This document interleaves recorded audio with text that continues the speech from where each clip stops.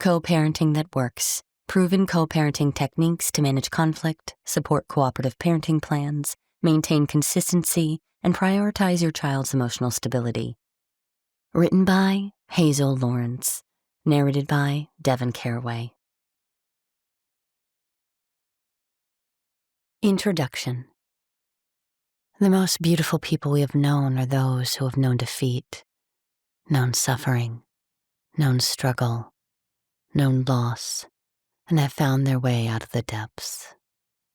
These persons have an appreciation, a sensitivity, and an understanding of life that fills them with compassion, gentleness, and a deep loving concern. Beautiful people do not just happen. Elizabeth Kubler-Ross. There are moments in life that reshape us completely. The dissolution of a marriage, whether expected or sudden, is one of those seismic events that transforms not just our lives, but the lives of our children. As the dust settles after separation, we find ourselves facing an entirely new challenge: how to parent together when we no longer share a home or relationship. When my own marriage ended, I discovered that despite all the parenting books on my shelf, none specifically addressed the unique journey of co-parenting after separation. I spoke with countless parents who shared similar stories of trying to navigate custody schedules while processing their own grief, attempting civil conversations with former partners during drop-offs, and lying awake at night worrying about the impact of it all on their children. Take Maria, a mother of two who described her first year of co-parenting as walking through a minefield blindfolded. Every text from her husband sparked anxiety. Every disagreement about bedtimes or homework routines felt like evidence that their children would never have consistency again. Or James, who admitted that seeing his children's backpacks by the door on switching day would trigger a wave of sadness so profound he sometimes had to step outside to compose himself. These stories, and hundreds more I've gathered over the years of working with families, convinced me that we needed a resource specifically dedicated to the art and science of co-parenting. Not just theoretical advice, but practical tools that acknowledge both the emotional complexity and daily logistics of raising children across two households. The path forward. The following chapters provide a guide to establishing an effective co-parenting relationship. This approach goes beyond mere functionality, aiming to genuinely foster your child's emotional growth and enable both parents to uphold significant bonds with them. You'll find evidence-based approaches to managing conflict, creating consistent environments across homes, and communicating effectively even when emotions run high. More importantly, you'll discover ways to shift your perspective from seeing your ex-partner as an adversary to recognizing them as your child's other parent, someone who, despite your differences, shares your fundamental interest in raising healthy, secure children. This isn't about pretending that painful feelings don't exist or that co-parenting is easy. It's about acknowledging the reality of your situation while finding ways to move forward constructively. Your children deserve nothing less than your best effort, even on days when that effort feels nearly impossible to give. A community of support.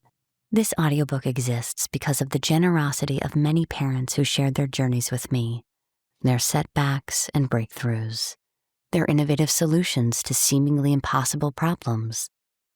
I'm deeply grateful to the family therapists, child development specialists, and legal experts who contributed their insights and reviewed this audiobook for accuracy and compassion. Special thanks goes to my research team, who helped compile the latest findings on children's adjustment to family transition, and to my editor, whose gentle guidance helped transform clinical observations into accessible, practical advice. An invitation.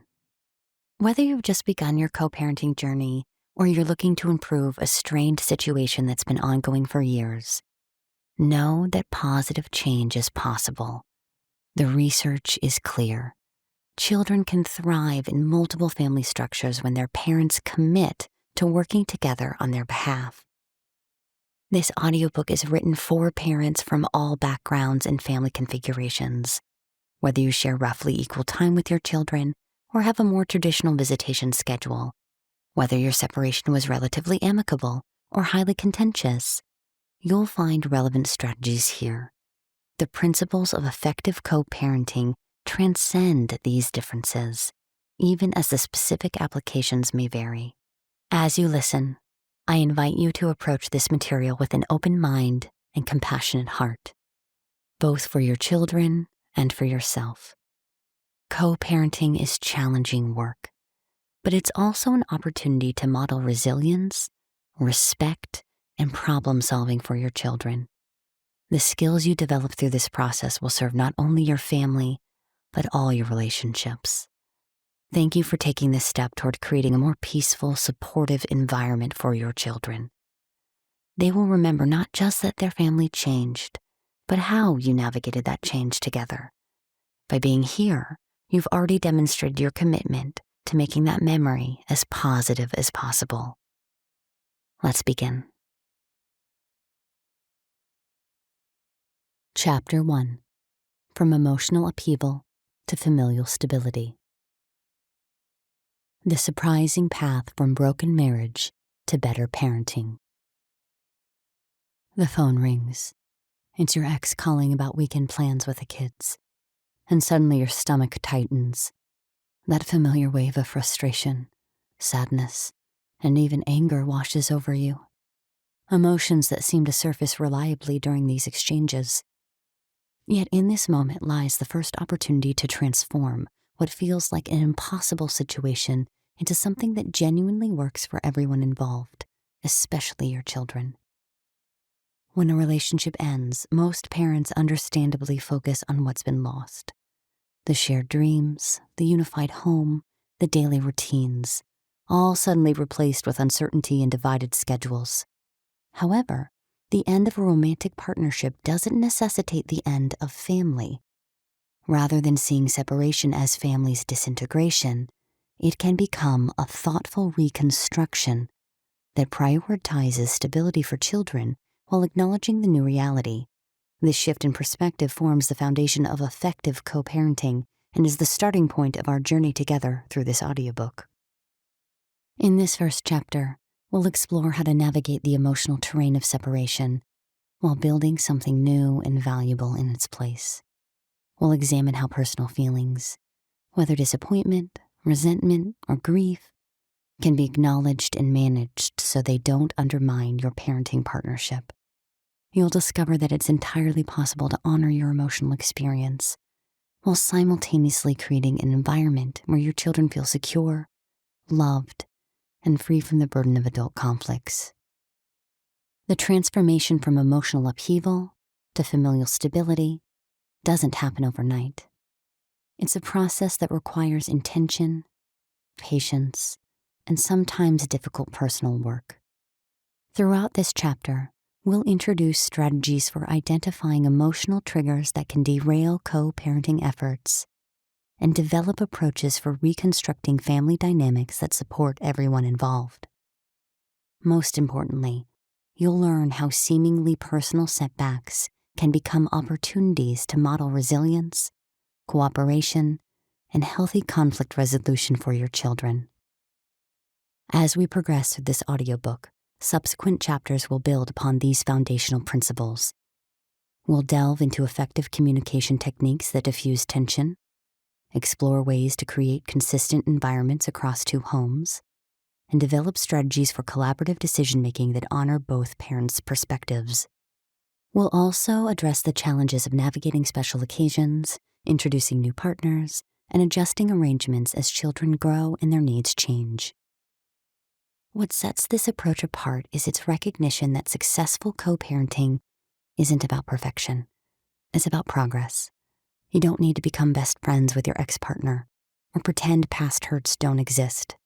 You simply need to find ways to work together effectively for the sake of your children. The techniques we'll explore are practical and proven. designed to work even when emotions run high and history is complicated.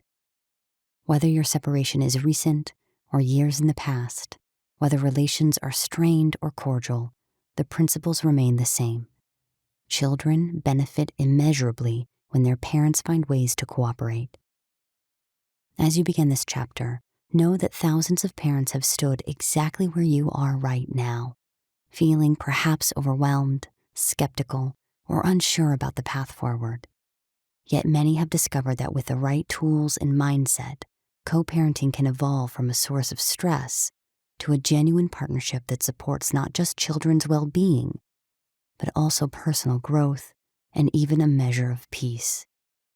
The journey from emotional upheaval to familial stability begins with a single step: the decision to prioritize your children's needs, even when it's challenging. Let's take that step together. Transforming pain into partnership. When we talk about transforming emotional upheaval into stability, we're really discussing a profound shift in focus, from what was lost to what can be created. This first chapter will guide you through that crucial transition, helping you identify the emotions that might be holding you back, understand how your children experience the family restructuring, and develop concrete strategies for building a cooperative parenting relationship despite past hurts. By learning to separate your personal history from your parenting present, you'll lay the groundwork for the collaborative approach that forms the heart of this audiobook's methodology. Echoes in an empty home. Sarah stood at the kitchen sink, watching the pale winter sun sink behind the line of barren oaks. Familiar dishes piled in her hands, but the house felt wrong, too quiet. She caught herself listening for Mark's keys in the door, the sound of his briefcase hitting the hallway table. Sounds that wouldn't come. Not anymore. 3 months since the divorce papers were signed, and she still found herself waiting. Behind her, Jamie's math homework spread across the dining table. Their son had his father's concentration, brow furrowed as he worked through his problems. He would go to Mark's tomorrow after school. 2 nights there, 5 nights here. Numbers and divisions are applied to a child's life. Mom? Jamie looked up, pencil suspended above the page. Dad said we could go to the science museum this weekend. That's okay, right? His eyes cautious, watched for her reaction. She had seen this new vigilance in him, this careful navigation between 2 shorelines. Of course it's okay. Sarah dried her hands on the dish towel. The water had gone cold. The dinosaur exhibit? He mentioned you were excited about that. She kept her voice even, betraying none of the ache that rose when she thought of Mark taking Jamie places without her. The ache wasn't about jealousy or spite.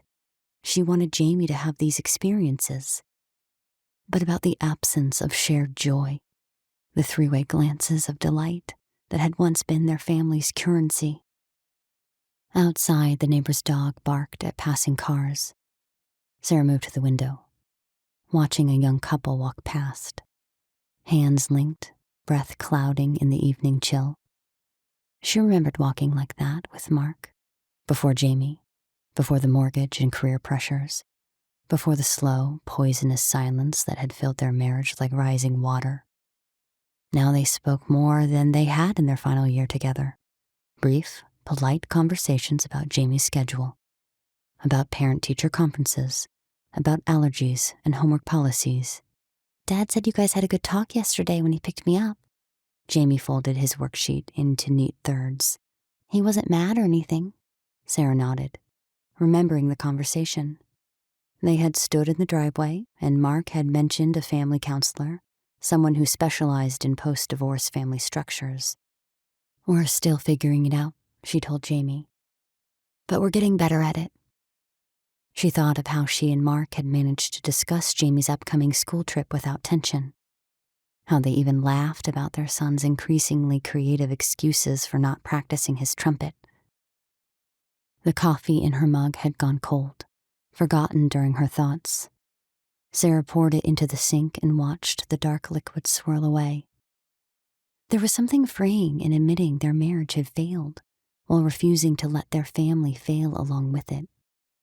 In the beginning, she had clutched her hurt like a shield, using it to justify small cruelties, changing plans at the last minute, being inflexible about the holidays. But those actions hurt Jamie, whose world had already tilted enough. Sarah watched her son gather his books, his movements deliberate and careful, so much older than his 9 years. How strange that from the wreckage of their marriage, she and Mark were salvaging something neither of them had managed to build while together. A partnership based on common purpose rather than romantic love. A different foundation, but perhaps a stronger one for their son. Jamie disappeared upstairs to pack his overnight bag for tomorrow. The house settled around Sarah, creaking in the cooling night air. She touched her phone, considered a text to Mark about the museum trip, not to question or judge, just to share in their son's anticipation. Would reaching towards this new kind of connection help them both navigate beyond the individual disappointments to create something stable and nurturing for Jamie? Or would old wounds continually reopen along the journey? Navigating personal emotions after separation. The end of a romantic relationship often unleashes a whirlwind of emotions, whether it's sadness, anger, guilt, or relief. These feelings demand attention and proper management, especially when children are involved. Research shows that unprocessed emotions can significantly affect parenting abilities and decision-making. Parents who acknowledge and work through their emotions typically adapt more effectively to co-parenting roles than those who suppress or ignore emotional responses. This emotional awareness creates the foundation for healthier interactions with both the co-parent and the children. Picture your emotions as weather patterns moving through the landscape of your mind. Sometimes there's a violent storm of anger, other times a heavy fog of confusion, or perhaps a dreary rain of sadness. Just like the weather, emotions aren't permanent. They pass through.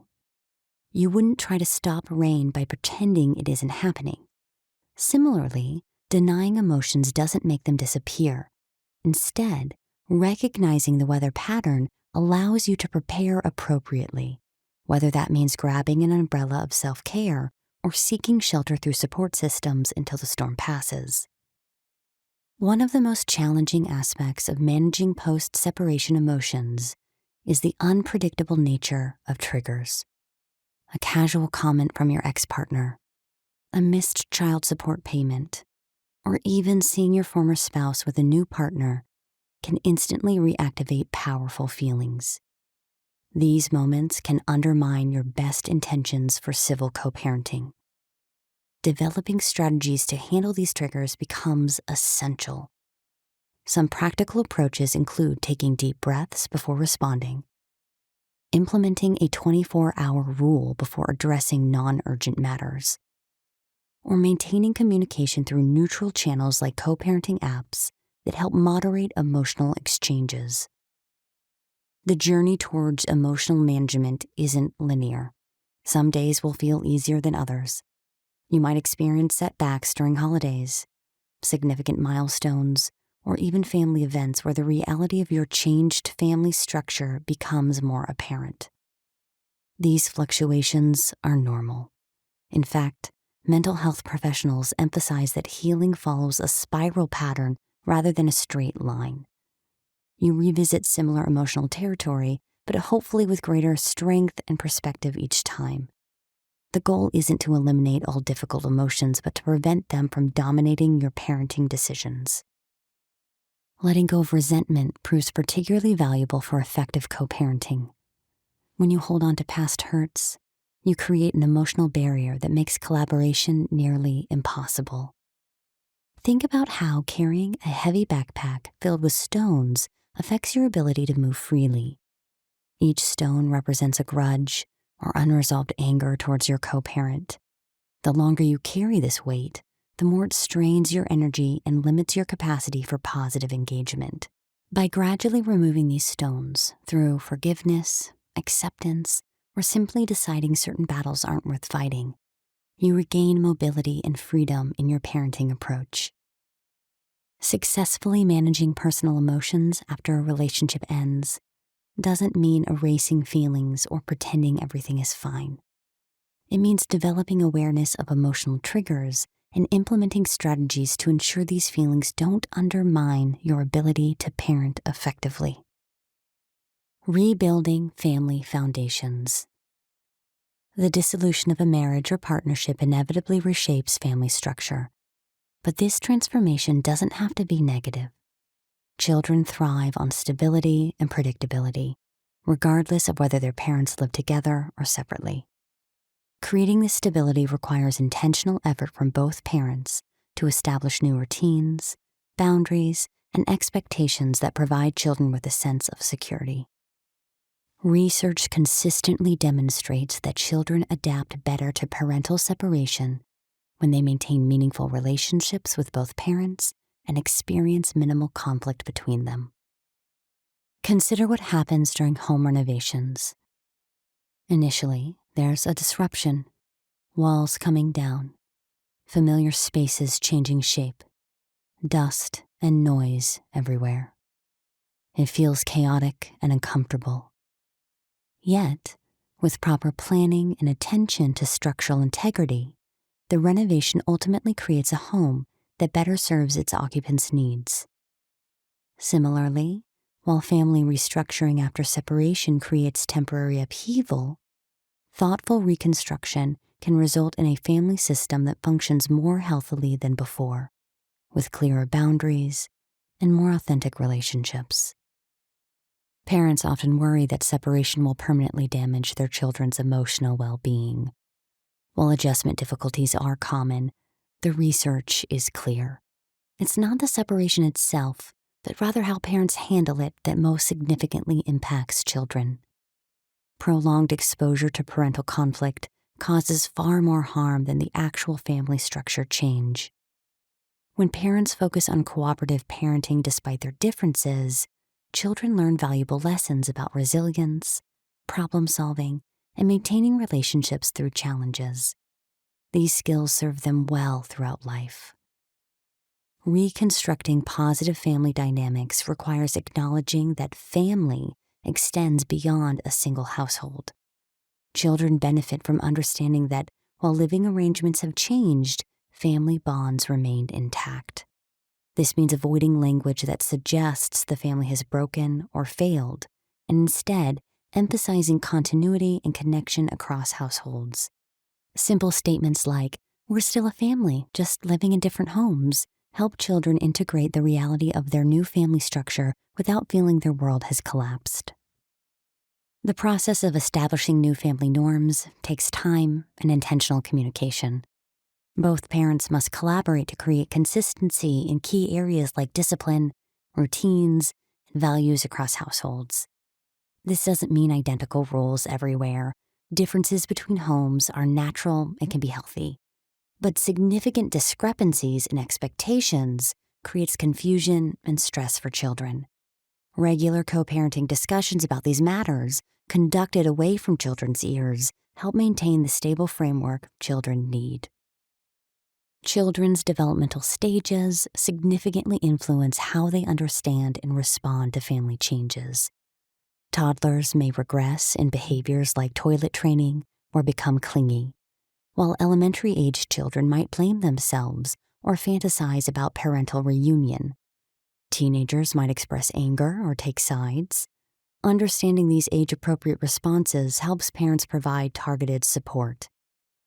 Regardless of age, all children need reassurance that both parents still love them, that they didn't cause the separation, and that they won't be abandoned. Repetition of these messages over time helps them internalize these truths. Building a positive co-parenting relationship often requires separating past romantic issues from current parenting responsibilities. This mental shift transforms how you view interactions with your former partner. Rather than approaching them as the person who hurt you emotionally, You begin seeing them as your child's other parent, a relationship that continues regardless of your personal history. This perspective shift doesn't erase difficult emotions, but places them in a compartment separate from parenting decisions, allowing for more productive collaboration focused on children's needs. What if the end of your romantic relationship wasn't the end of your family, but rather the beginning of a new family structure that could actually provide a better emotional support for your children than before? Transforming setbacks into partnership opportunities.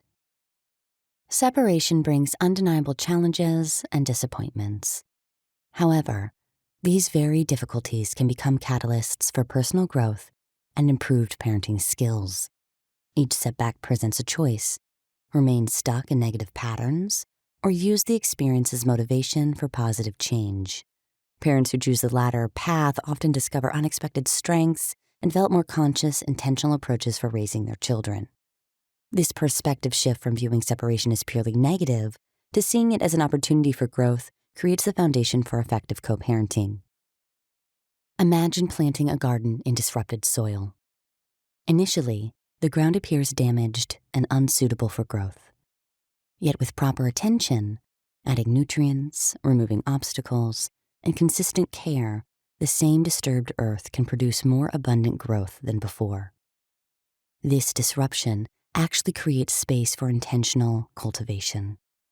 Similarly, family reorganization after separation, though initially painful, creates opportunities to examine unhealthy patterns and deliberately cultivate more nourishing family interactions. Effective co-parents recognize that the relationship has fundamentally changed but hasn't ended. The romantic partnership has concluded, but a new partnership centered on raising children together remains. This new relationship requires different skills and expectations. Communication shifts from intimate sharing to focused information exchange about children's needs and activities. Boundaries become clearer and more formal. While this transition feels uncomfortable initially, many parents eventually discover that a well-defined co-parenting relationship actually reduces conflict and creates more peaceful interactions than their previous romantic dynamic. Transforming personal setbacks into partnership opportunities requires emotional intelligence, the ability to recognize, understand, and manage your own emotions while also recognizing the feelings of others. When faced with co-parenting challenges, emotionally intelligent responses involve pausing before reacting, considering multiple perspectives, and choosing responses that serve children's best interests rather than expressing momentary frustration. This doesn't mean suppressing authentic feelings, but instead processing them appropriately, perhaps with a therapist or trusted friend, before engaging in co-parenting communications. The BRIDGE framework for co-parenting transformation. The BRIDGE framework offers a structured approach to converting personal challenges into co-parenting opportunities. Each letter represents a critical component in building a stable family environment after separation. B. Boundaries. Establishing healthy boundaries forms the foundation of effective co-parenting. These boundaries define appropriate interactions between ex-partners and create structure for children across households. Clear boundaries reduce conflict by eliminating ambiguity about responsibilities and expectations. They also provide emotional protection, preventing past relationship issues from interfering with current parenting decisions. Implementing boundaries requires direct communication about expectations regarding schedules, decision-making processes, and communication methods. For instance, agreeing to communicate only about child-related matters via email or a co-parenting app establishes both a boundary and a system to maintain it. Similarly, respecting privacy about each other's personal lives creates necessary separation between past romantic connection and current parenting partnership. Boundaries function dynamically, requiring occasional reassessment as circumstances change.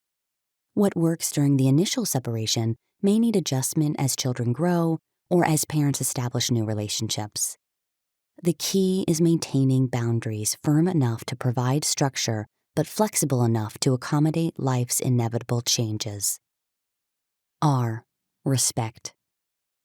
Respect serves as the connective tissue in the co-parenting relationship. This doesn't require friendship or even liking your co-parent. It means acknowledging their importance in your child's life and treating them accordingly. Respectful interactions model healthy relationship skills for children while minimizing tension in transitions and shared events. Practicing respect involves speaking positively, or at least neutrally, about your co-parent in front of children, acknowledging their parenting contributions, and refraining from undermining their authority.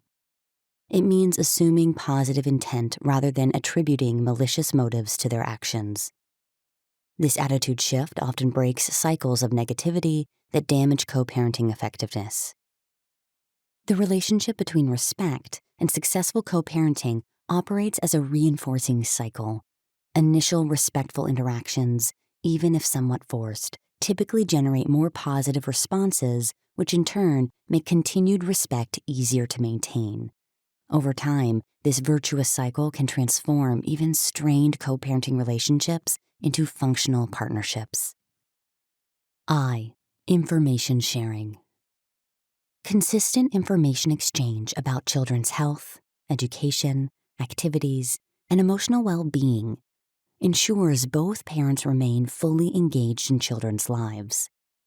This transparent communication prevents misunderstandings and allows coordinated responses to children's needs. It also demonstrates to children that their parents function as a united team regarding important matters. Effective information sharing depends on establishing reliable communication systems.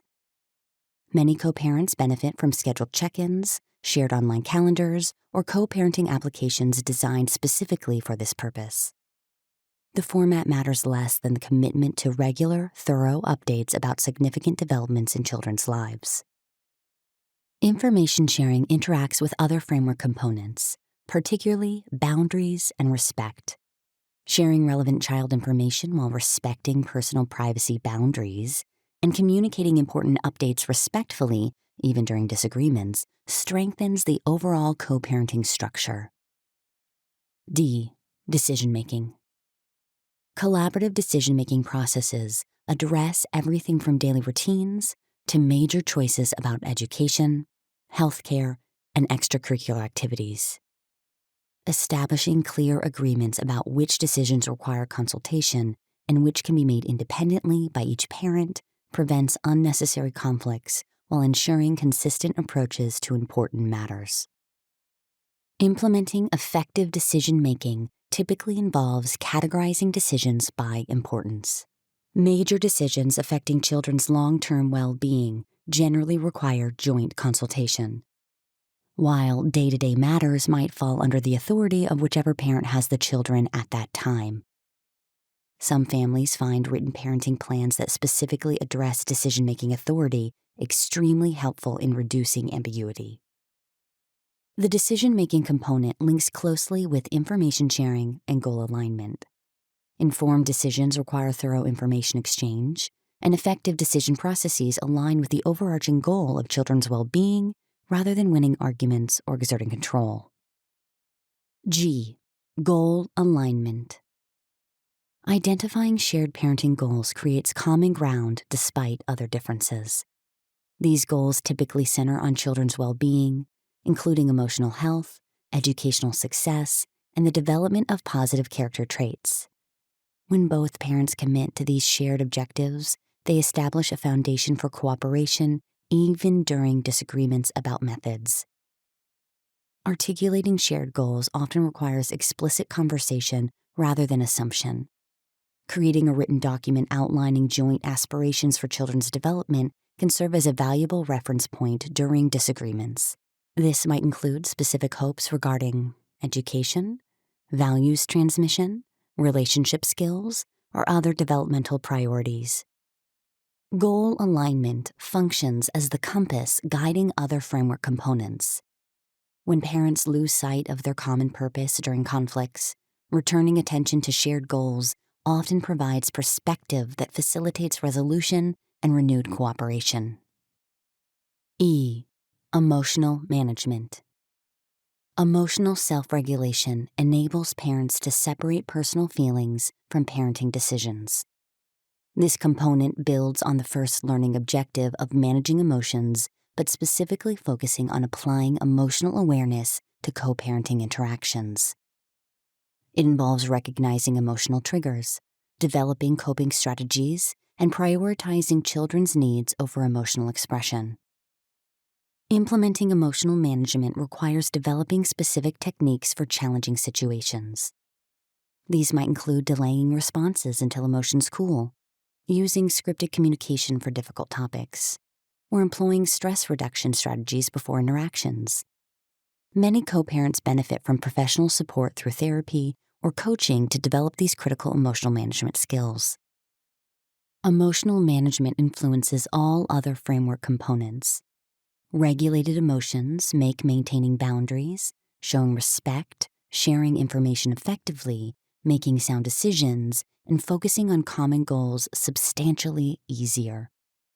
Conversely, emotional reactivity undermines each of these areas, making emotional management the framework's essential enabling component. The BRIDGE framework provides not just conceptual understanding, but practical strategies for transforming the pain of separation into a stable foundation for children's well-being, connecting all three learning objectives into an integrated approach. Emotional management creates capacity for reconstructing positive family dynamics, which in turn enables transformation of personal challenges into effective parenting partnerships. Transforming challenge into opportunity. The journey from emotional upheaval to family stability isn't linear. It's a path of growth that requires intention and commitment. Throughout this chapter, we've explored how managing your personal emotions creates the foundation for effective co-parenting. By acknowledging your feelings without allowing them to dictate your actions, you create space for healing while maintaining focus on what truly matters, your child's well-being. Reconstructing your family dynamic after separation doesn't mean starting from scratch. Rather, it's about thoughtfully redesigning your approach to parenting while preserving the core elements that provide security for your children. Remember that children thrive when they feel safe, loved, and feel free from the burden of adult conflicts, even when their family structure changes. The strategies we've discussed for transforming personal setbacks into opportunities aren't just theoretical concepts. They represent practical tools that thousands of parents have used to build cooperative relationships where once there was conflict. When you shift your perspective to view co-parenting as a new kind of partnership, one focused exclusively on raising healthy, well-adjusted children, you open the door to possibilities that might have seemed unimaginable during the emotional turmoil of separation. Moving forward, consider these 3 points as your compass when navigating difficult moments. Each represents a critical shift in thinking that can transform your co-parenting experience from one of constant struggle to one of growing stability. Your ability to manage personal emotions directly impacts your effectiveness as a co-parent. A positive family dynamic can exist even after romantic relationships end. Every challenge in co-parenting presents an opportunity to strengthen your parenting partnership. What lies ahead in this audiobook builds upon these foundational principles. You'll discover practical communication techniques that diffuse tension before it escalates. You'll learn how to create consistent routines across households that give your children a sense of security. You'll master strategies for handling disagreements constructively, turning potential conflicts into opportunities for growth. The path you're on isn't easy, but it's profoundly worthwhile. With each step towards cooperative co-parenting, you're giving your children an invaluable gift. The knowledge that they're supported by parents who prioritize their well-being above personal differences. You're teaching them, through your example, how to navigate life's challenges with grace and resilience. Take a moment to acknowledge how far you've already come. The fact that you're listening to this audiobook demonstrates your commitment to creating a healthy environment for your children. The commitment alone puts you well ahead on this journey. As we move through the next chapter, carry with you this essential truth. The end of a relationship doesn't mean the end of family. It simply marks the beginning of a new chapter, one that, with patience and dedication, can provide stability, security, and love for everyone involved. Chapter 2: Building a Bridge Despite the Emotional Gap. When getting along isn't an option. The reality of post-divorce parenting. The myth that successful co-parenting requires friendship with your ex-partner has discouraged countless parents facing the aftermath of separation. If you've ever felt that your strained relationship dooms your children to a chaotic custody arrangement, you're not alone. But here's the liberating truth. Effective co-parenting doesn't require warm feelings or weekend brunches with your former spouse. What matters most isn't the emotional temperature between adults, but the systems you put in place to ensure your child's well-being remains the priority. The end of a romantic relationship inevitably brings emotional complexity, perhaps resentment, disappointment, or lingering hurt. These feelings are natural, but they needn't define your parenting journey moving forward. Research consistently shows that children adapt best when their parents maintain a cooperative approach to raising them, regardless of personal feelings toward each other. This chapter tackles the challenging but crucial task of building that functional bridge across what might feel like an emotional chasm. Many parents mistakenly believe they must choose between two impossible options: forcing an artificial friendliness they don't feel, or engaging in ongoing conflict that harms their children. There exists a middle path, one that acknowledges emotional distance while establishing workable systems for making decisions, sharing information, and providing consistency for your child. The approach resembles a business relationship more than a friendship, prioritizing outcomes over emotions. Parents who successfully navigate this terrain often report that structured approach actually reduces stress. When expectations are clear and communication channels well-defined, the emotional temperature naturally cools. You're no longer caught in unpredictable exchanges or blindsided by last-minute changes. Instead, you'll develop a professional framework that protects everyone involved while ensuring your child's needs remain front and center. Throughout this chapter, we'll explore 3 foundational strategies that make effective co-parenting possible even when feelings are raw. First, we'll examine structured communication techniques that maintain professionalism and clarity, helping you avoid misunderstandings that might otherwise spiral into conflict. Second, we'll discuss establishing boundaries that create psychological safety for everyone, allowing cooperation without vulnerability.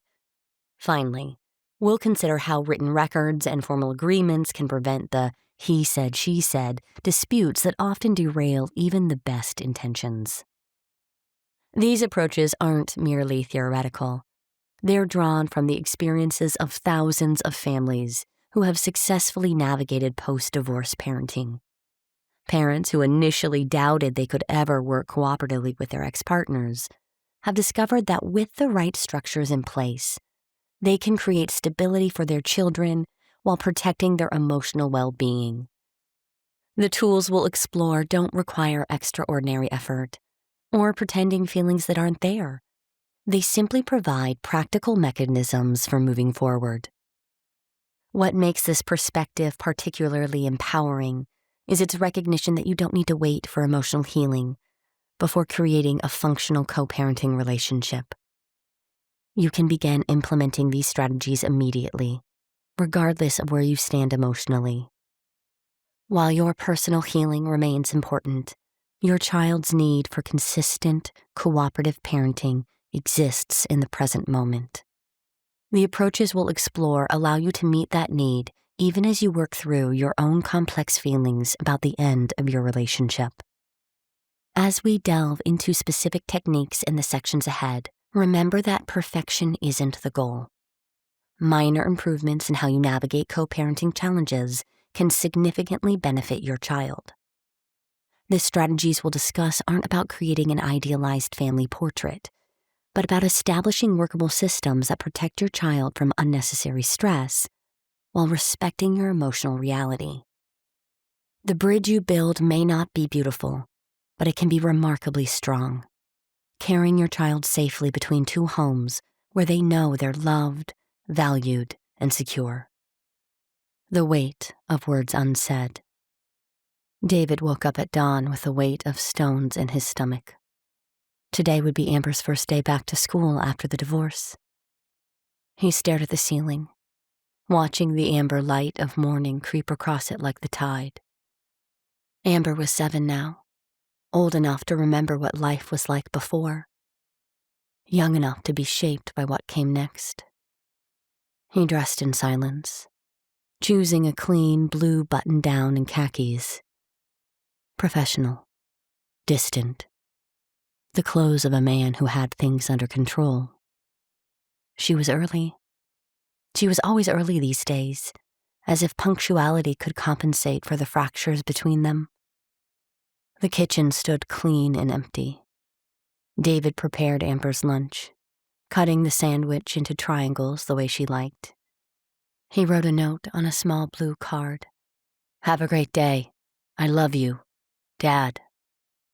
His handwriting looked stiff, like the words of a stranger, but the routine of it steadied him. The refrigerator hummed.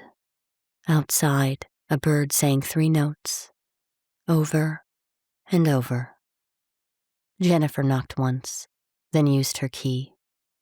Her footsteps in the hall sounded different now, hesitant yet determined. David felt the muscles in his back tighten. They had not spoken directly since the courthouse 3 weeks ago.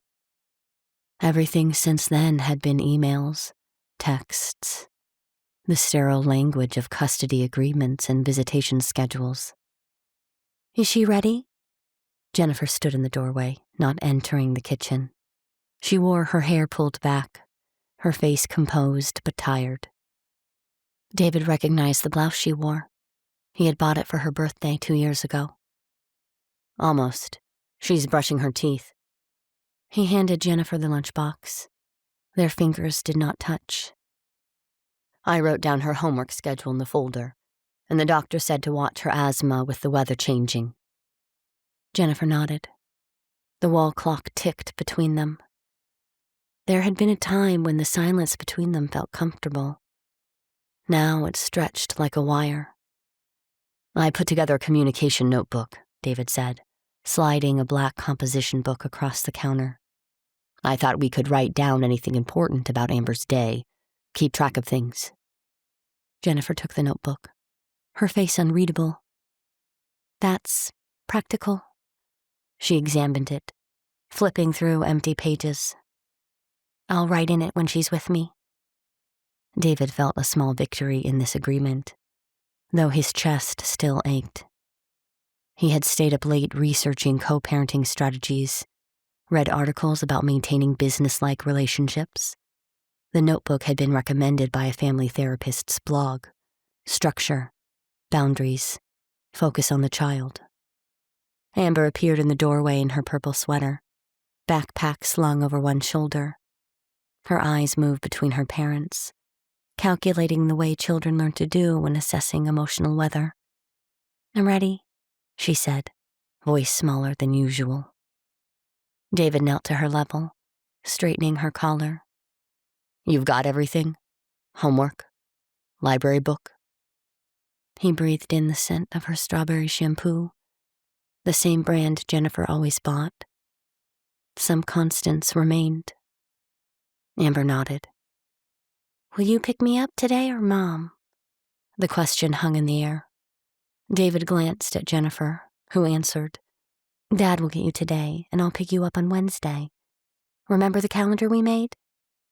Outside, a car door slammed. The neighbor's dog barked twice.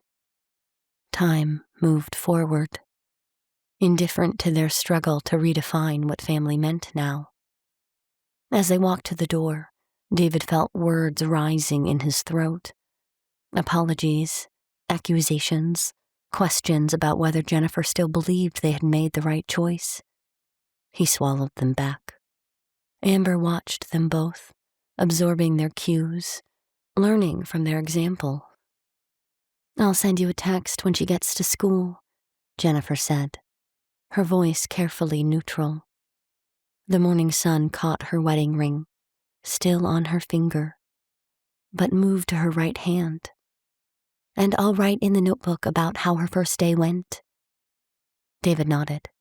"Thank you." 2 simple words that carried the weight of a truce.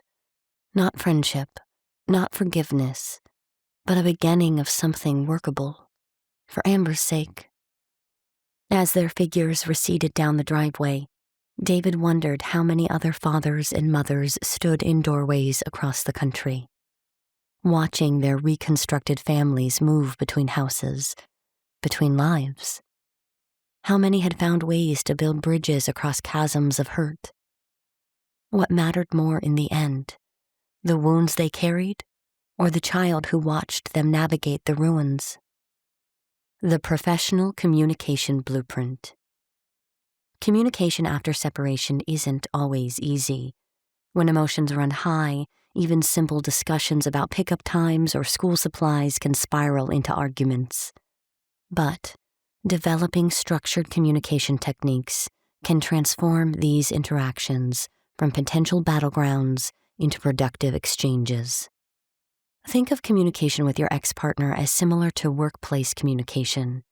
You wouldn't scream at a colleague who made a mistake or send angry midnight texts to your boss. The same professional standards should apply to co-parenting conversations.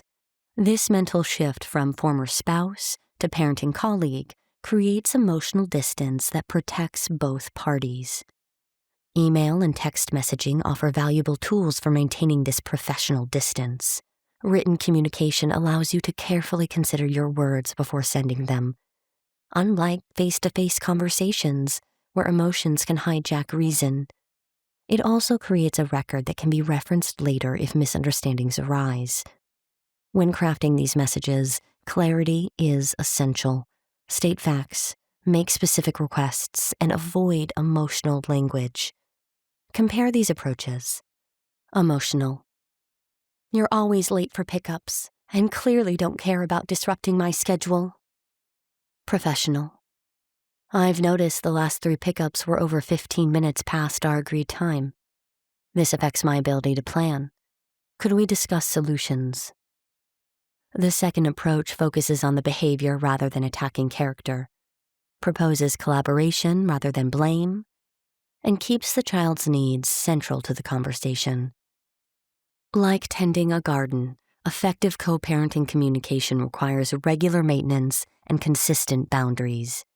You must repeatedly weed out accusatory language and emotional reactions while nurturing clear, child-focused exchanges. Over time, this cultivates a healthier communication environment where both parents can participate constructively. Timing matters too. Avoid initiating important conversations when either of you is likely to be tired, stressed, or distracted. Schedule discussions during neutral times, and consider using co-parenting apps designed to facilitate structured communication if direct exchanges remain difficult. Remember that communication patterns take time to establish. Even if your ex-partner continues with emotional responses, maintaining your own professional tone consistently will gradually shape the overall dynamic. Model the communication style you wish to see, rather than matching hostility with hostility. Structured, professional communication isn't about being cold or distant. It's about creating a stable foundation for co-parenting that can withstand emotional fluctuations. Creating and enforcing boundaries. Boundaries in co-parenting define the rules of engagement between ex-partners. They outline what behaviors are acceptable, what topics are appropriate for discussion, and how interactions should occur. Clear boundaries protect your emotional well-being while creating a predictable environment for your child. Many newly separated parents struggle with boundary setting because it feels uncomfortable or confrontational. However, boundaries actually reduce conflict by eliminating ambiguity and unrealistic expectations. When both parents understand the new relationship parameters, they can interact with those guidelines rather than constantly testing limits. Picture boundaries as the banks of a river. Without them, water spreads chaotically, causing damage and losing direction. But with strong, well-defined banks, the river flows productively towards its destination. Similarly, appropriate boundaries channel your co-parenting relationship in a productive direction while preventing emotional spillover that could harm everyone involved. Identifying appropriate boundaries begins with honest self-reflection. Ask yourself, what interactions with your ex-partner leave you feeling drained, angry, or anxious? These emotional reactions often signal boundary violations. Common boundaries include limiting communication to child-related topics only, establishing specific communication channels and times, defining appropriate behavior during child exchanges, clarifying expectations around schedule changes, and setting parameters for new partners' involvement. The most effective boundaries are those you can consistently enforce. Start by communicating your boundaries clearly and directly. I'm comfortable discussing Tommy's homework schedule by email, but not by phone calls after 8 p.m. Then be prepared to reinforce these boundaries when tested. Boundary enforcement requires both firmness and neutrality. When a boundary is crossed, acknowledge it without emotional escalation. We agree to discuss only child-related topics. I'm not comfortable continuing this conversation about your dating life. Then redirect or disengage as needed. Some ex-partners will test boundaries repeatedly, either unconsciously or deliberately. Remember that your boundaries aren't negotiable based on the other person's reactions. Consistent enforcement eventually leads to acceptance, even if the adjustment period feels challenging. Boundaries should evolve as your co-parenting relationship matures. What's necessary immediately after separation may feel overly rigid 2 years later. Periodically reassess whether your current boundaries still serve their purpose of facilitating effective co-parenting. Respecting your ex-partner's boundaries demonstrates your commitment to the co-parenting relationship, even when you don't fully understand their limitations. This mutual respect creates a foundation for cooperation that benefits your child immeasurably. Healthy boundaries don't create walls, they create clarity.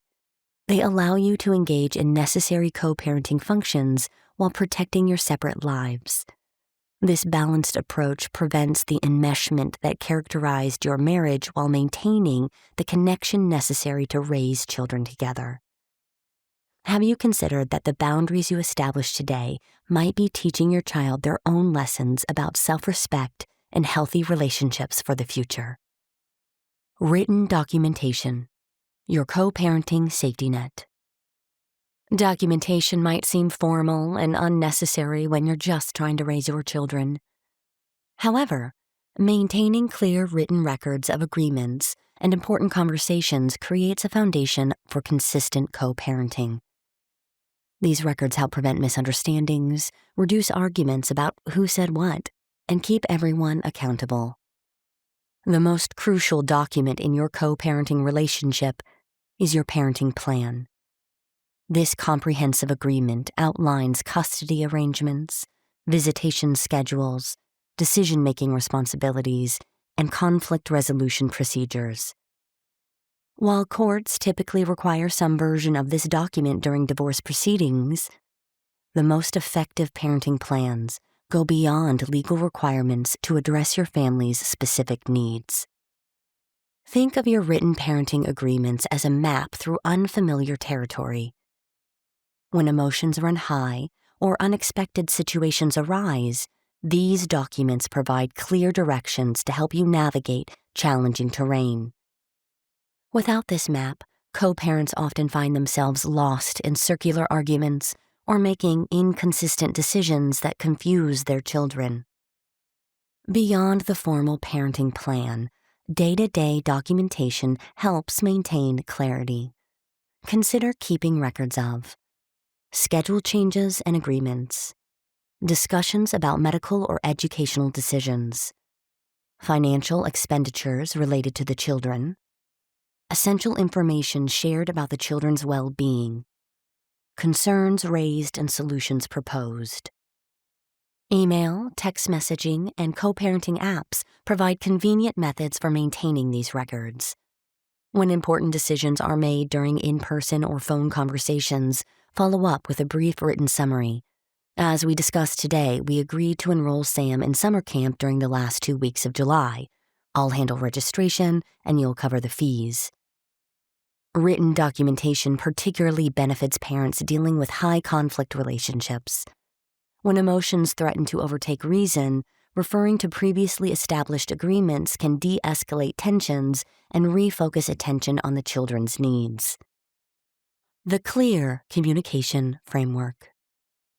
The C.L.E.A.R framework provides a structured approach to co-parenting communication, focusing on 5 essential elements: context, listening, expression, agreement, and resolution.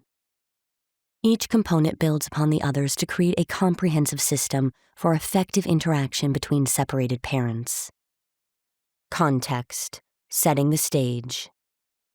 The context phase establishes the foundation for productive communication. During this initial stage, parents create appropriate conditions for their interaction by choosing neutral timing when both parties can focus without distractions, selecting appropriate communication channels based on the topic's complexity, establishing clear agenda points focused exclusively on child-related matters, managing emotional states before initiating contact. Context setting prevents many common co-parenting communication problems.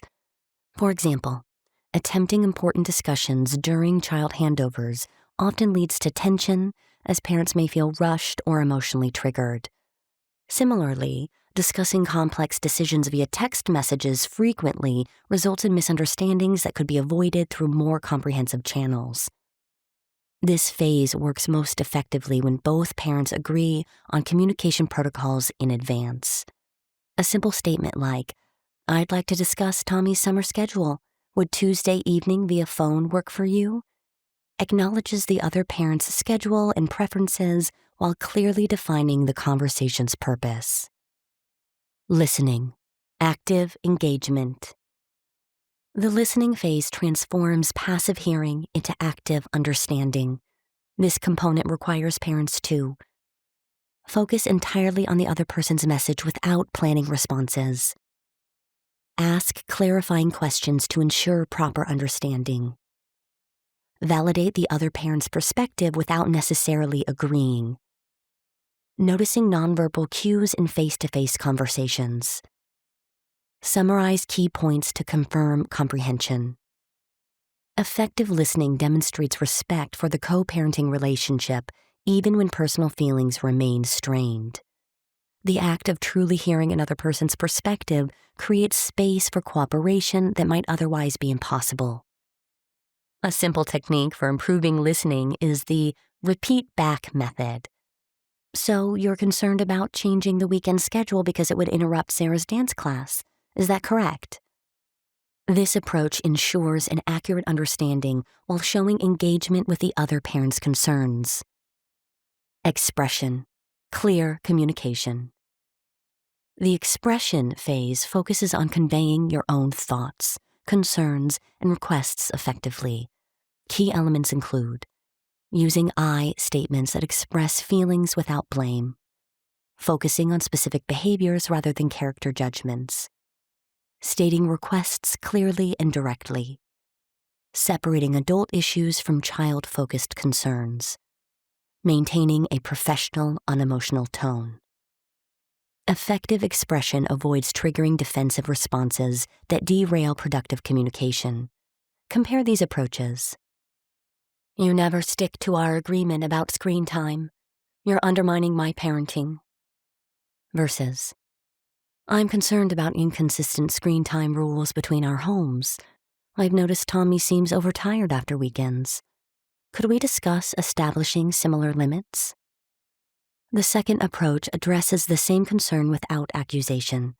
making cooperative problem-solving more likely. Agreement, finding common ground. The agreement phase identifies points of consensus and documents decisions. This component includes acknowledging shared goals regarding children's welfare, identifying specific actions each parent will take, establishing timelines for implementation, documenting agreements in writing, creating contingency plans for foreseeable challenges. The agreement phase transforms general discussions into concrete plans. Even in conflicted relationships, parents typically share fundamental goals, like wanting their children to feel secure and loved. Building from these shared values creates a foundation for specific agreements. Written documentation of agreements prevents future disputes about what was decided. A simple email summary serves this purpose.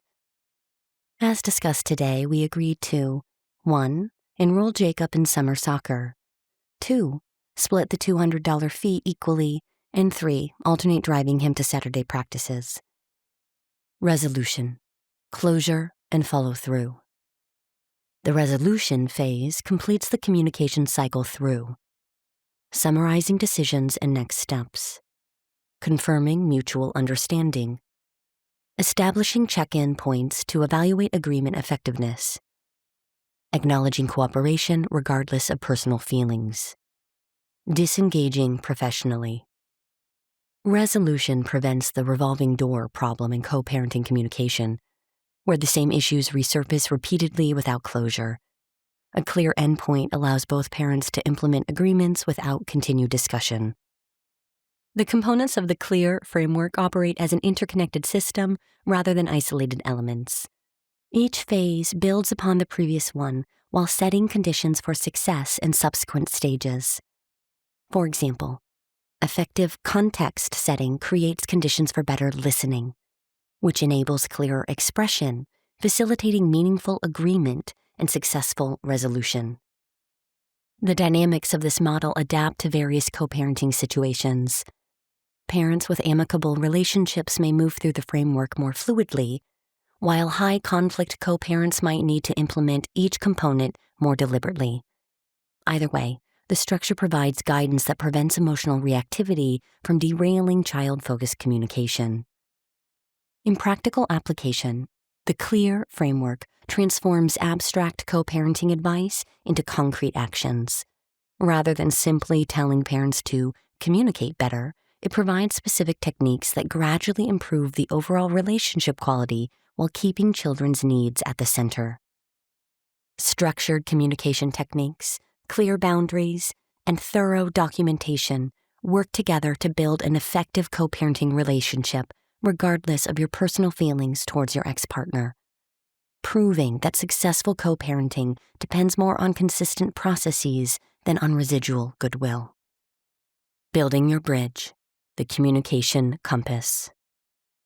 Moving past emotional hurdles with your ex-partner doesn't require a miracle, just methodical steps and consistent practice. The communication compass process provides a structured approach to establishing effective co-parenting communication despite emotional challenges. Goal: create a sustainable communication framework that prioritizes your child's needs while minimizing conflict and emotional strain. 1. Select your communication channels. 1 to 2 days. Choose appropriate methods for different situations.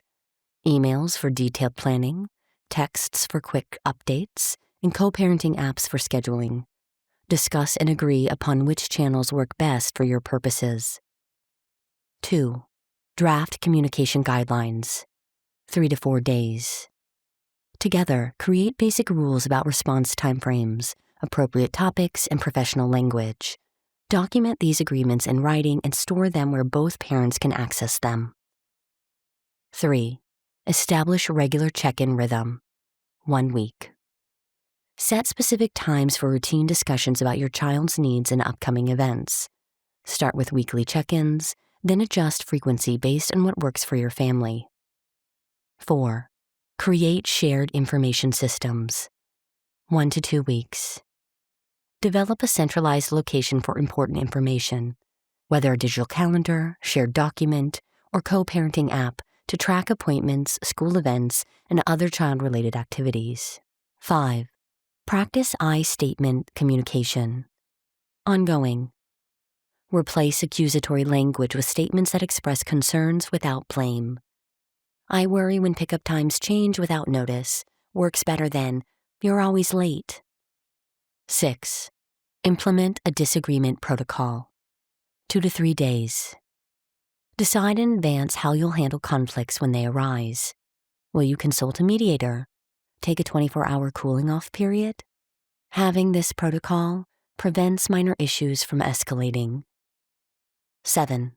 Conduct monthly communication reviews, 30 minutes monthly. Regularly assess what's working and what needs adjustment in your communication approach. Be willing to adapt as your co-parenting relationship evolves. The communication compass provides direction when emotions might otherwise lead you astray. By following these steps, you create the structure necessary to maintain focus on what truly matters, your child's well-being. Building a bridge across the emotional gap with your ex-partner isn't about becoming friends again. It's about creating a functional partnership focused exclusively on raising your children. The techniques explored in this chapter, structured communication, clear boundaries, and written agreements, work precisely because they don't depend on warm feelings between co-parents. When you approach co-parenting as a professional relationship rather than an emotional one, you create space for healing while still meeting your children's needs. By establishing clear protocols for interaction, you reduce the opportunity for old wounds to resurface during necessary parenting discussions. Remember that implementing these strategies takes practice. You might stumble occasionally, reverting to old patterns during stressful moments. What matters is your commitment to the process, your willingness to step back, regroup, and try again with the structured approaches outlined here. Your children benefit tremendously when you maintain consistency and cooperation across households. They feel secure knowing their parents can work together despite past differences. This security becomes the foundation for their emotional well-being as they navigate life between two homes.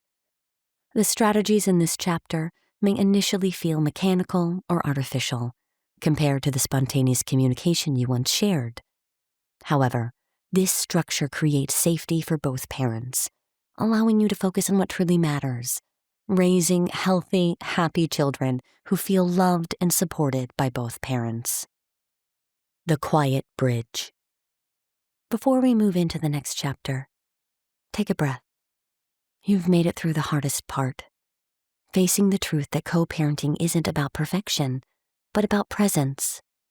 You've already begun building something that many people never do, a bridge that spans hurt, history, and difference, all in service of your child's peace. That alone is a remarkable act of love.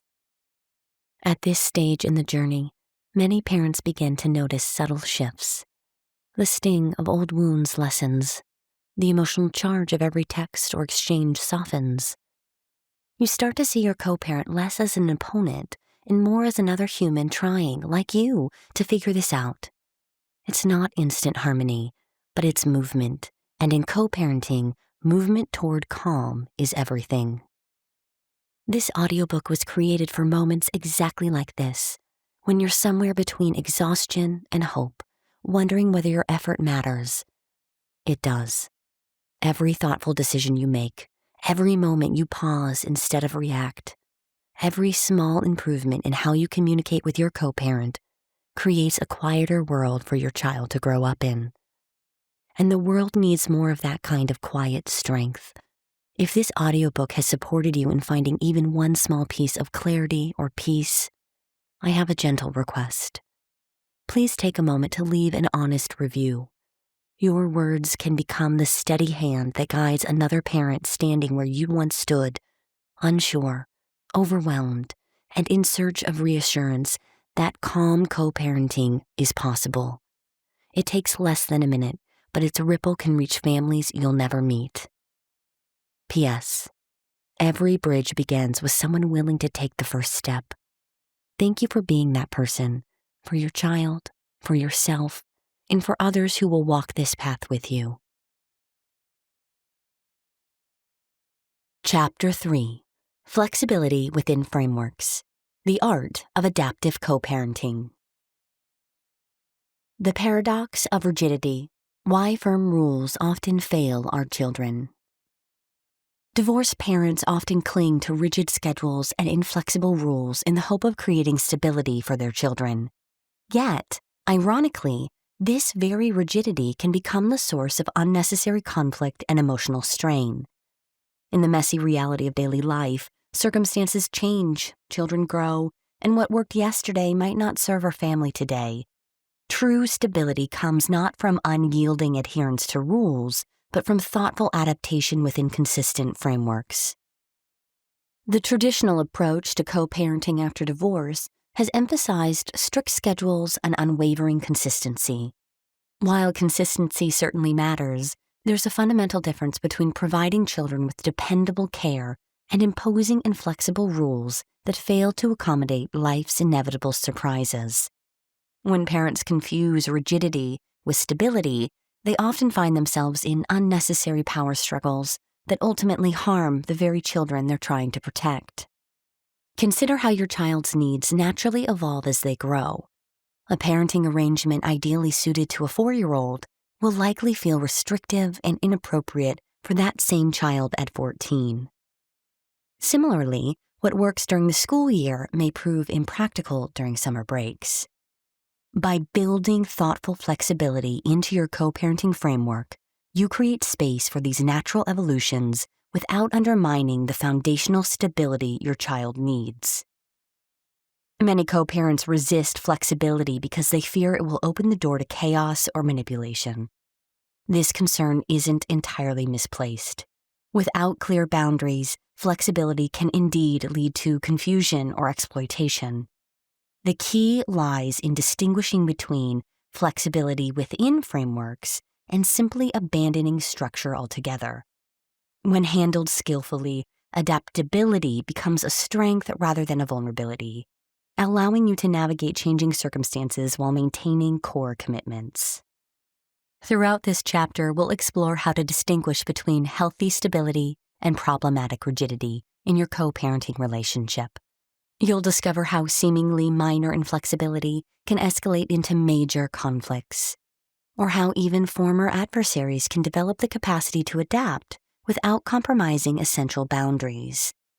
We'll examine real-world examples of families who have mastered the delicate balance of structure and adaptability. We'll also delve into practical strategies for integrating flexibility into your existing parenting plan. You'll learn techniques for communicating about needed adjustments without triggering defensive reactions, and discover how to create contingency plans that anticipate common challenges. Rather than viewing your parenting plan as a static document, you'll see it as a living agreement that can evolve alongside your family while still providing the consistent framework your children need. Perhaps most importantly, we'll explore how to implement adaptive approaches without undermining overall stability. You'll learn to identify which elements of your co-parenting arrangement should remain consistent and which can flex, how to involve children appropriately in decisions about flexibility, and how to recover when adaptations don't work as intended. Through these insights and practical tools, you'll develop confidence in your ability to respond to changing circumstances while maintaining the stability that supports your child's emotional well-being. As we navigate these concepts together, remember that flexibility within frameworks isn't about avoiding boundaries. It's about creating the right ones. The goal isn't perfect consistency or unlimited adaptation, but rather a thoughtful balance that serves your child's evolving needs while preserving the essential stability they require. By mastering this balance, you'll transform potential conflicts into opportunities for growth, ultimately creating the co-parenting relationship that genuinely works for everyone involved. The shifting shape of family rules. The kitchen timer buzzed. Michael reached over and silenced it, his hand lingering on the counter. Outside the window, rain pelted the glass and streaked down in jagged lines. He watched each drop race to the bottom, submerging like others, changing course. Like families after divorce, like their family. "Dad, can I go to Jessie's birthday on Saturday?" Emily stood at the doorway, clutching her phone. She wore her soccer uniform, mud splattered up the sides from practice. Her hair hung in damp tendrils around her face. Michael turned from the window. The custody schedule flashed through his mind. Saturday was Karen's day. "That's your mom's weekend," he said. Emily's shoulders dropped. "But Mom already said she can't take me because she has that work thing. She said to ask you." Her eyes fixed on him, hopeful yet guarded, a look he had come to know well in the 2 years since the divorce. Michael felt the familiar tightness in his chest. Their parenting agreement stated weekends were non-negotiable. Karen had insisted on rigid boundaries when they drafted it with the mediator. "Rules create stability," she'd said. But now she wanted flexibility when it suited her schedule. He poured coffee into his mug, the steam rising between them. "Did Mom suggest switching days?" he asked, keeping his voice neutral for Emily's sake. "She said maybe I could just stay with you Friday through Sunday this week, and she'll take me Tuesday when she's off." Emily shifted her weight from one foot to the other. "Jessie really wants me at her party." The old Michael would have said no immediately, would have called Karen and argued about sticking to the agreement. He remembered the last time they'd fought over a schedule change. Emily had locked herself in her room for hours afterward. "Let me think about it," he said instead. He stirred his coffee, watching the liquid swirl and settle. "Is Jessie the one with the pool?" Emily nodded, her face brightening slightly. "And her mom makes the really good chocolate cake with the raspberry filling?" Michael smiled despite himself.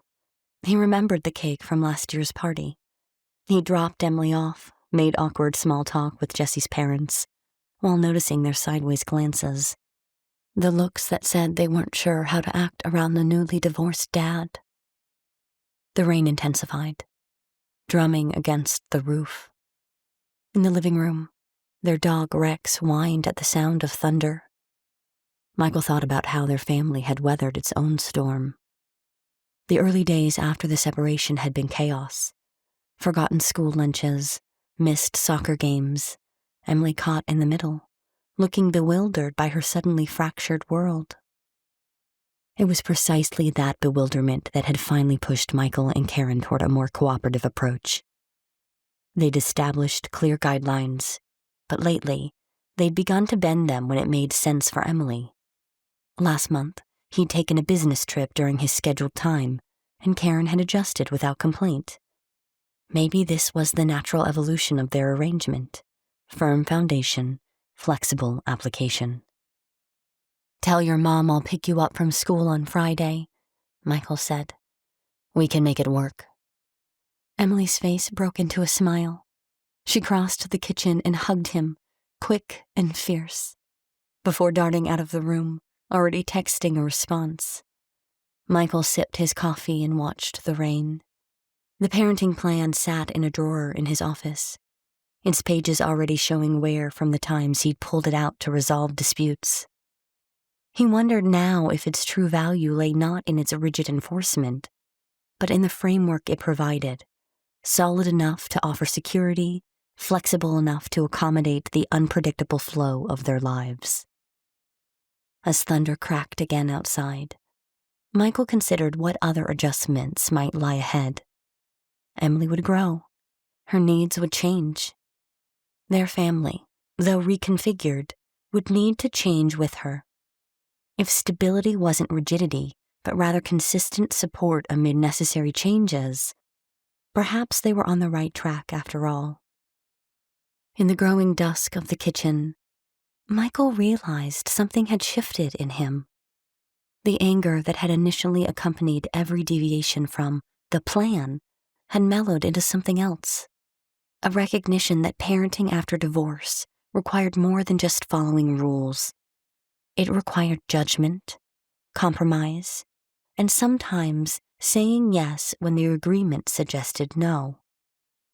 Could it be that the strongest parenting plans weren't those followed to the letter, but those that breathed and bent with the family's changing shape while keeping the child's needs at the center? Beyond rules, distinguishing rigidity from stability. Co-parenting after separation or divorce requires clear guidelines. These rules create a sense of security for children navigating between two households. However, many parents confuse rigidity with stability, believing that unwavering adherence to established rules is the only path to creating consistency. This misunderstanding can lead to unnecessary conflict when life inevitably throws curveballs at your carefully constructed parenting plan. Think of your co-parenting agreement as a constitution rather than a stone tablet of commandments. A constitution provides the fundamental principles that govern a nation while allowing for amendments and interpretations to address changing circumstances. Similarly, effective co-parenting plans establish core values and expectations while building in mechanisms for thoughtful adaptation. Research consistently shows that children benefit most from stability in their relationships, not from inflexible schedules. Dr. Robert Emery, a leading researcher on divorce and families, notes that children need parents who cooperate and communicate, not parents who follow a schedule perfectly but fight about every deviation. This distinction is crucial. Stability comes from knowing that both parents remain committed to the child's well-being, not from rigid adherence to pickup times or activity schedules that ignore real-world complications. Consider how weather forecasters approach their work. They don't simply make a prediction and stand by it regardless of changing conditions. Instead, they establish a framework of understanding based on patterns and data, then adjust their forecast as new information emerges. The most reliable forecasters aren't those who never change their predictions. They're the ones who skillfully integrate new data while maintaining consistent methods. Similarly, effective co-parents maintain consistent principles while making reasonable adjustments to address specific situations. Stability in co-parenting comes from consistent principles and values, not from rigid adherence to unchanging rules. Integrating flexibility, meeting your child's evolving needs. Children's needs constantly evolve as they grow. The parenting approach that works perfectly for your toddler will need significant adjustment when they enter elementary school and will require complete transformation by adolescence. Developmental psychologists emphasize that children's cognitive abilities, emotional needs, and social requirements change dramatically throughout childhood and adolescence. Have you ever tried wearing shoes that are too small? The discomfort is unbearable, and continuing to force your feet into them would cause pain and potential damage.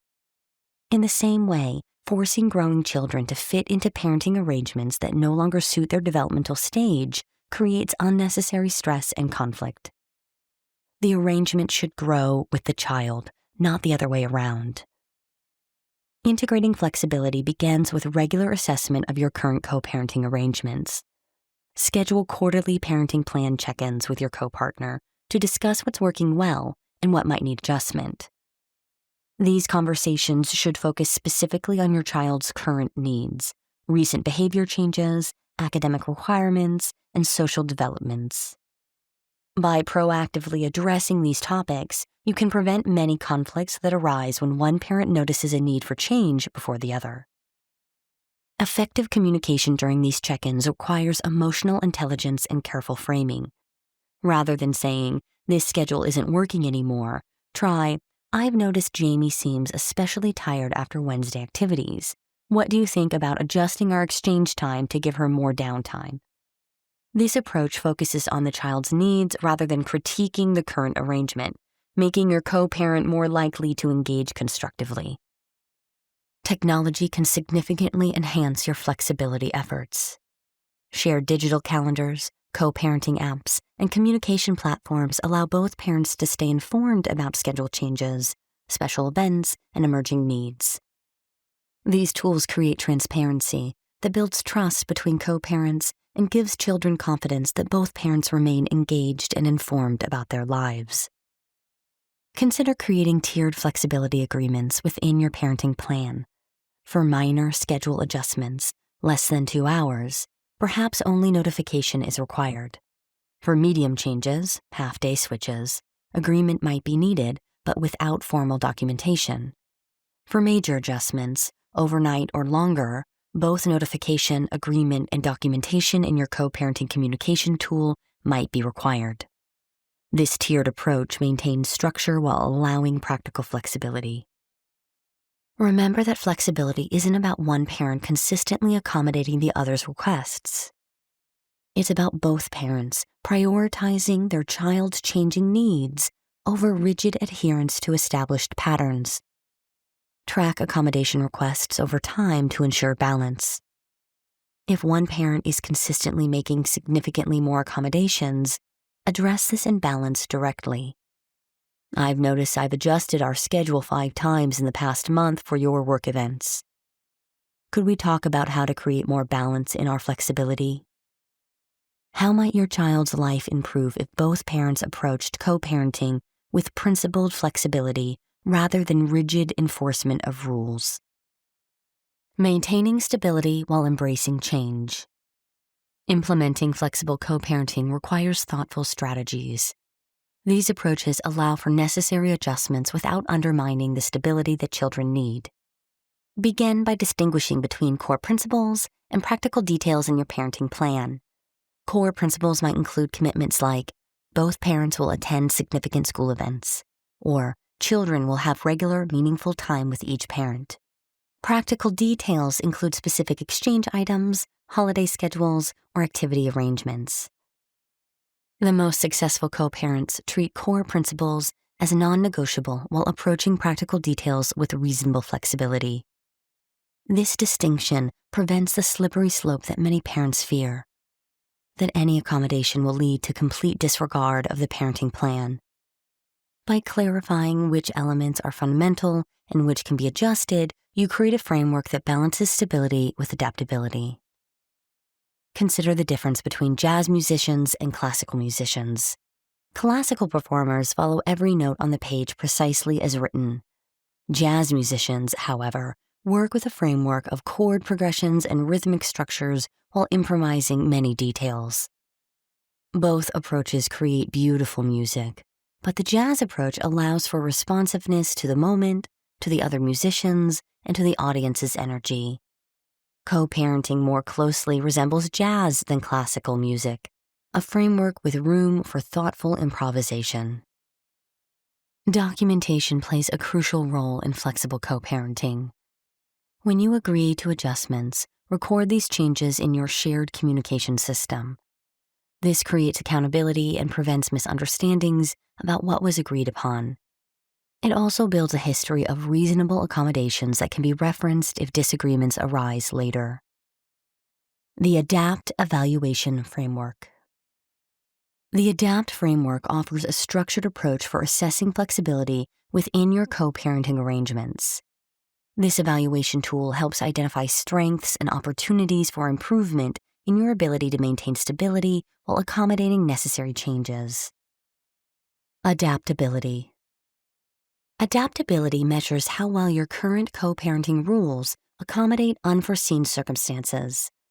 To evaluate this component, consider 1. How quickly can decisions be made when unexpected situations arise? 2. Do both parents feel empowered to suggest reasonable adjustments? 3. Is there a clear process for handling emergency situations? 4. How well do your arrangements adjust to your child's developmental changes? Rate your adaptability on a scale of 1 to 10, with specific examples of successful and challenging adaptations. For instance, a low adaptability score might reflect rigid insistence on maintaining vacation schedules despite a child's illness, while high adaptability might show in smoothly accommodating a last-minute school project. Dialogue. Effective communication forms the foundation of flexible co-parenting. Evaluate your dialogue by considering: 1. Do both parents honor their commitments consistently? 2. When changes are agreed upon, are they documented clearly? 3. Is there balance in who accommodates schedule adjustments? 4. How are repeated pattern issues addressed constructively? Self-reflection questions can strengthen accountability. Am I consistently honoring the spirit of our agreements, even when the letter might need adjustment? And, am I requesting changes primarily for my convenience or for my child's benefit? Priorities. This component focuses on ensuring that decisions consistently prioritize your child's needs. Evaluate by considering: 1. Do adjustments primarily benefit the child rather than the parents? 2. Are changes made with consideration of the child's emotional responses? 3. Do both parents actively seek the child's input when appropriate for their age? 4. How effectively do you balance short-term convenience against long-term stability? Consider creating a simple feedback mechanism appropriate to your child's age. For younger children, this might involve asking how they felt about recent schedule changes. For older children, it might include more direct questions about how the co-parenting arrangements are working for them. Teamwork. The final component assesses how effectively you function as a parenting team despite separation. Consider: 1. Do both parents support each other's parental authority and decisions? 2. Can you present a united front to the child when necessary? 3. How well do you coordinate in major decisions like education, healthcare, and discipline? 4. Do you acknowledge and appreciate each other's contributions and accommodations? Rate your satisfaction with the current teamwork on a scale of 1 to 10, noting specific examples of successful collaboration and areas needing improvement. The ADAPT framework works as an integrated system. Strong dialogue improves accountability, which supports better prioritization of the child's needs. Effective teamwork enhances adaptability, creating a virtuous cycle of improvement. When one component falters, the entire system becomes less effective. This evaluation framework should be applied regularly, perhaps quarterly during the first year of co-parenting, and semi-annually thereafter. The goal isn't to achieve perfect scores, but to identify patterns and make incremental improvements that benefit your child.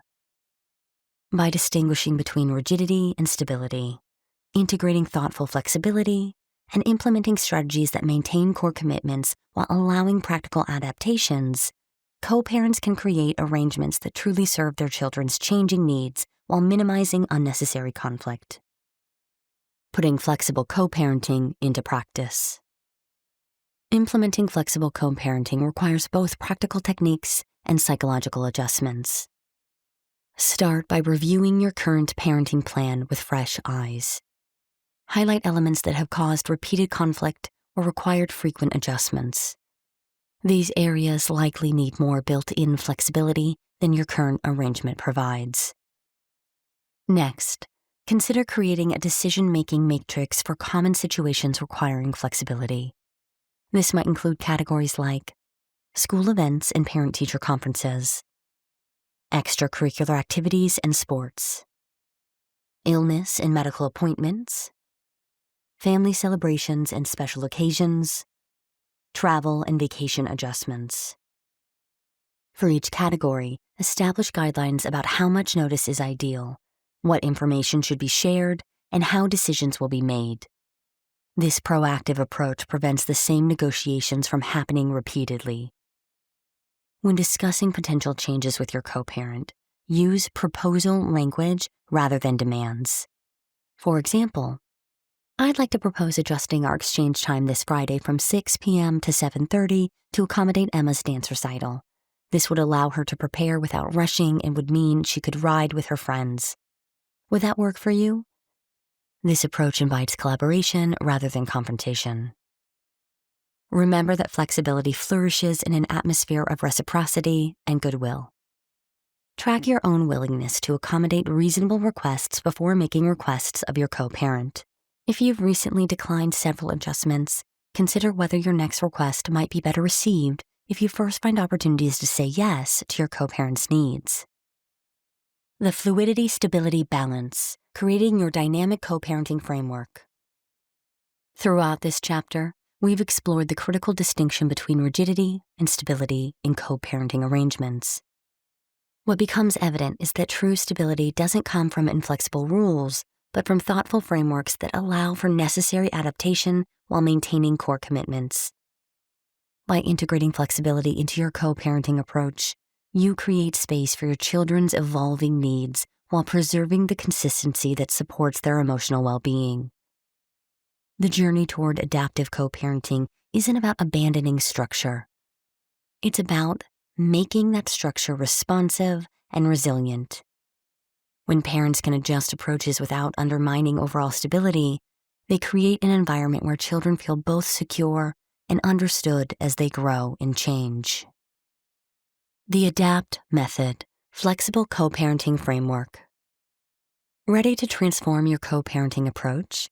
The ADAPT method provides a practical roadmap for building flexibility into your parenting plans while maintaining the stability your children need. Access your current framework. 1 to 2 weeks. Begin by examining your existing parenting agreement with fresh eyes. Which elements feel unnecessarily rigid? Where might additional flexibility better serve your children's current needs? Consider aspects like schedule transitions, activity participation, and communication protocols. Note areas where conflicts frequently arise. These often signal opportunities for greater adaptability. Discuss potential adjustments. 1 session, 1 to 2 hours. Approach your co-parent with an attitude of collaboration rather than criticism. Frame the conversation around your shared goal of supporting your children's well-being. Try, "I've noticed Sophie seems stressed during Thursday transitions. Could we explore some adjustments that might make this easier for her?" Focus on specific, manageable modifications rather than wholesale changes. Agree on a trial period. 2 to 4 weeks. Select 1 or 2 adjustments to implement on a trial basis. Be specific about what will change and for how long you'll test the new approach. For example, let's try the new pickup arrangement for 3 weeks, then reconnect to see how it's working for everyone.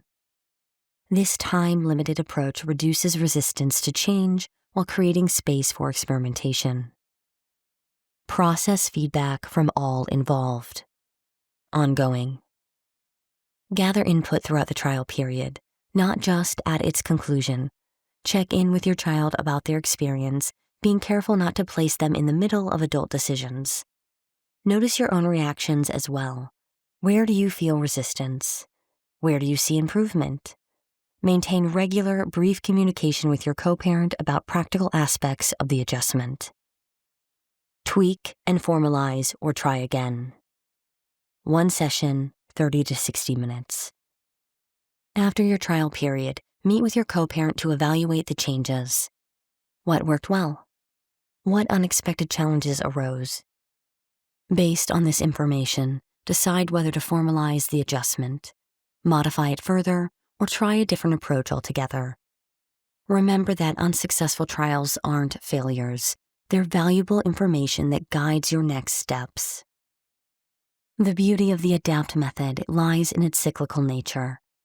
As your children grow and circumstances evolve, you'll cycle through these steps repeatedly, gradually building a co-parenting relationship that balances structure with responsiveness.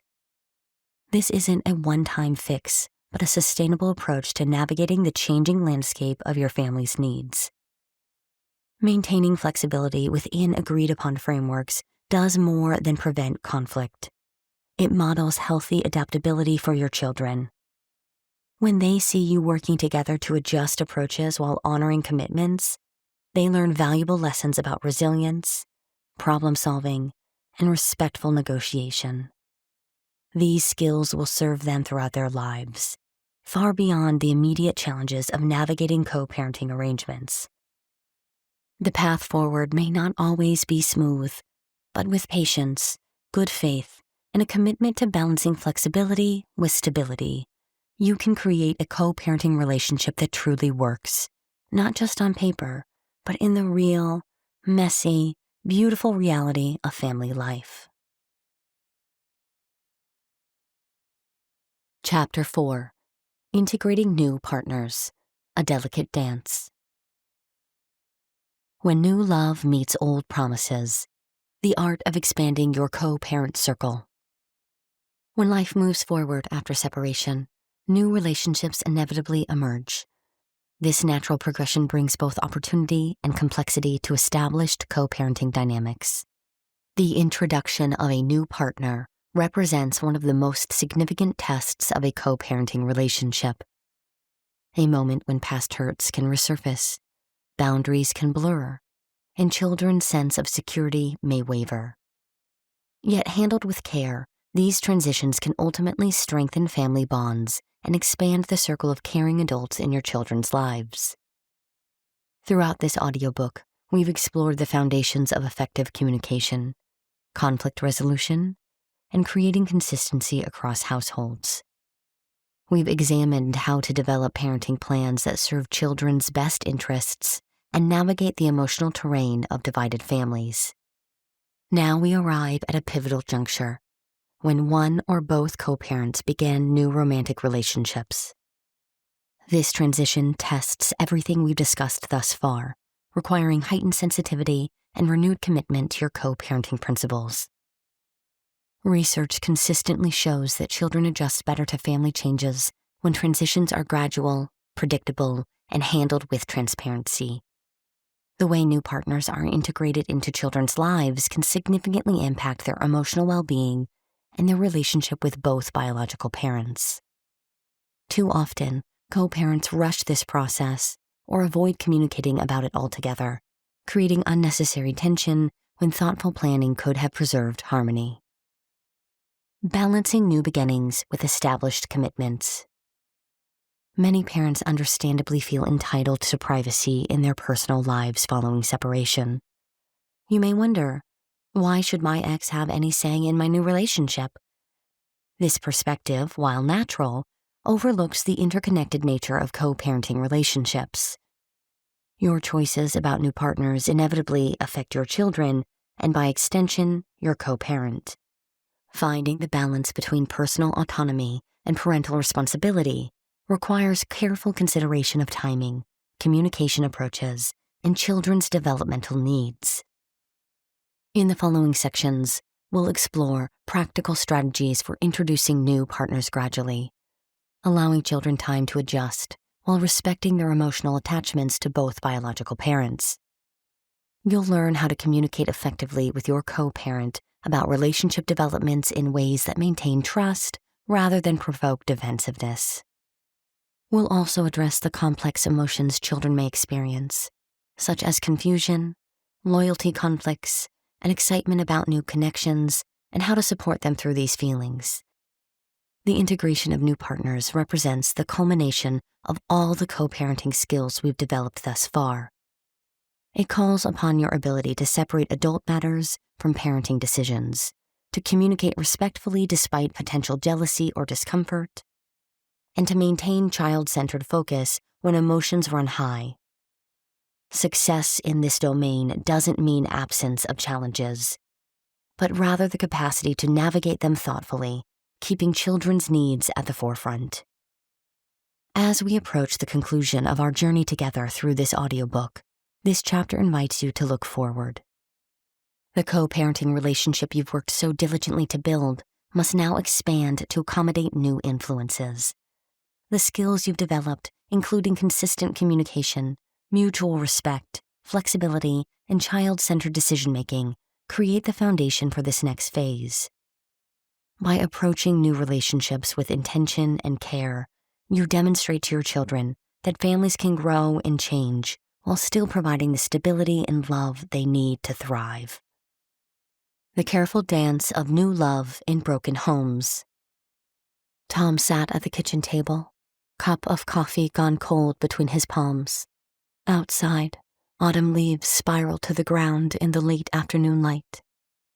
The clock ticked. He stared at his phone, thumbs hovering over the screen, composing and deleting the same message to Sarah, his ex-wife of 3 years. "Dad, can Jenny come to my soccer game tomorrow?" Emma asked, bursting into the kitchen and dropping her backpack on the linoleum floor with a thud. 10 years old, with her mother's eyes and his stubborn chin. "Mom said it's your weekend, so I have to ask you." He looked up from his phone, the question he'd been dreading. Jenny, 6 months into their relationship, wanted more integration, wanted to be a part of his whole life, including his children. He understood. But Sarah had been cold when he'd mentioned Jenny's existence 3 months ago. "I need to think about it, kiddo," he said. Emma's face fell.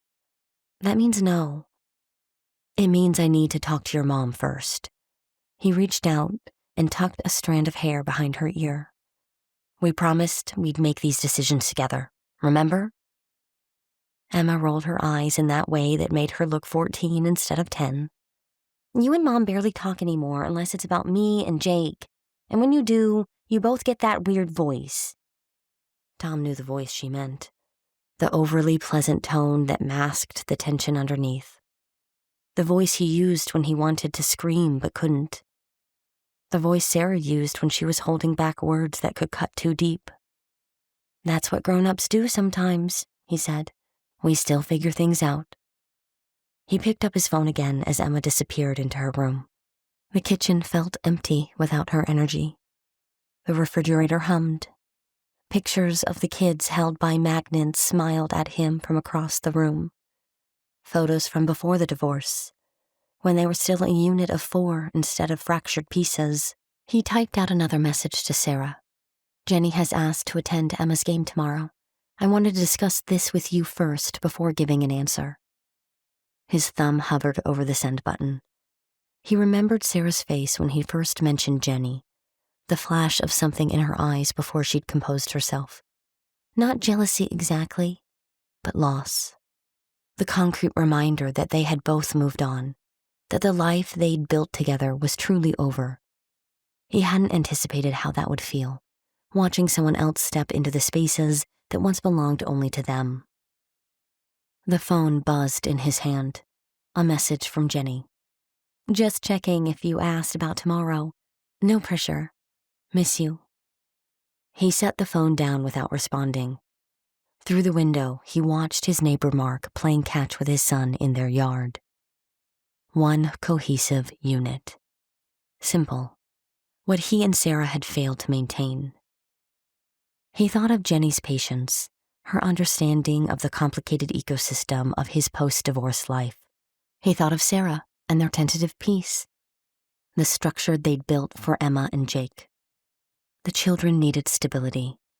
They needed parents who could work together without conflict. But didn't he deserve happiness too?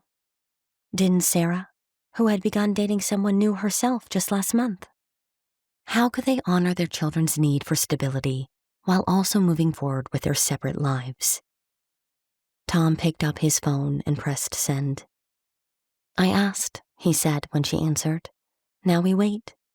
Outside, the sun slipped behind the trees, casting long shadows across the yard. Tomorrow would bring an answer, and with it, another step in the delicate dance they were all learning, a dance of new beginnings that didn't destroy what came before. How do you invite new love into a family system without fracturing the foundations that hold children secure? The delicate art of introduction. Introducing a new partner into your family dynamic is like adding a new instrument to an orchestra. The process requires careful timing, precise control, and a deep understanding of the existing harmony. When co-parents begin new relationships, the transition affects everyone involved, especially children. A thoughtful approach prioritizes stability and emotional well-being for all family members. Research shows that children adapt best to new partners when introductions occur gradually and only after the relationship has shown signs of stability, typically after dating for at least 6 months. This timeline gives you confidence in the relationship's potential longevity before involving your children. It also provides space for your co-parent to adjust to this new reality. Moving too quickly often triggers resistance, confusion, and unnecessary conflict that could otherwise be avoided. Before any introduction takes place, consider what your children need most during this transition. Young children may adapt more easily but might struggle with divided attention. Teenagers might resist change or feel their loyalty to the other parent is being tested. Each child's temperament, age, and current emotional state should influence your approach. Some children need more time than others to adjust to changes in their family structure. The introduction itself should happen in a neutral, low-pressure environment. A park, a casual restaurant, or other public space often works well for a first meeting. Keep the encounter brief, perhaps 30 minutes to an hour, and focus on simple, enjoyable activities. This approach allows children to engage at their own comfort level without feeling overwhelmed or pressured to form an instant connection. After the initial meeting, gradually increase the time your children spend with your new partner. Pay close attention to your children's verbal and nonverbal responses. Do they seem relaxed? Are they asking questions about this person? Or do they withdraw or show signs of distress? Children often communicate their discomfort through behavior rather than words. Your role is to interpret these signals and adjust your pace accordingly. Many co-parents rush this process, either from excitement about their new relationship or from a misguided belief that children are more adaptable than they actually are. This mistake often leads to resistance that could have been avoided. Remember that what feels like a reasonable pace to you might feel rushed to a child who is still processing the original family separation. The relationship between your new partner and your children should develop independently of your romantic feelings. Your partner needs to understand that building trust with your children takes time and cannot be forced. They should respect boundaries, avoid disciplining the children initially, and focus on forming a genuine connection based on shared interests and mutual respect. Throughout this transition, maintain regular check-ins with your co-parent. While you don't need their permission to date, keeping them informed about significant developments shows respect to their role in your children's lives. This communication helps prevent misunderstandings and reduces the likelihood that children will feel caught between conflicting loyalties. Your new partner should understand that co-parenting relationships remain important even as your romantic relationship develops. Healthy boundaries between all adults involved create security for children. New partners who support rather than undermine co-parenting relationships demonstrate emotional maturity and genuine concern for the children's well-being. A successful integration of new partners into family systems depends on patience, clear communication, and a consistent focus on what serves children best, not what feels most convenient for the adults. Building trust through transparent communication. Effective communication with your co-parent about new relationships forms the foundation of continued cooperation. Research consistently shows that children fare best when parents maintain a civil, business-like relationship focused on their shared responsibility. When one parent starts dating, this dynamic can be tested. Being forthright about significant developments in your personal life, especially those that will affect your children, preserves the trust you've worked to build. The timing of these conversations matters greatly. Ideally, you should inform your co-parent about a serious relationship before introducing this person to your children. This courtesy gives them time to process their feelings privately rather than reacting emotionally in front of the children. A simple text or email stating, "I want to let you know I've been dating someone for several months, and I'm considering introducing them to the kids in a few weeks," provides necessary information without oversharing. What if your co-parent reacts negatively? This response is natural and often stems from complex emotions, perhaps fear that the relationship with the children will change, concern about the children's emotional adjustment, or even lingering attachment to you. Rather than becoming defensive, acknowledge their concerns with phrases like, "I understand this news might be difficult," or "I appreciate you sharing your concerns." This validation often diffuses tension and opens the door to productive conversation. Think of communication during this transition as crossing a bridge together. The structure must be solid enough to support different perspectives while still moving everyone toward the shared goal of children's well-being. When conversations become tense, return to this central purpose. We both want what's best for the kids. How can we work together to make this transition as smooth as possible for them? Setting clear boundaries around these conversations helps maintain their productive nature. Stick to child-focused topics rather than delving into the details of your romantic relationship. Your co-parent doesn't need, and likely doesn't want, information about your dating life beyond what directly affects the children. Similarly, resist the urge to interrogate them about their relationships.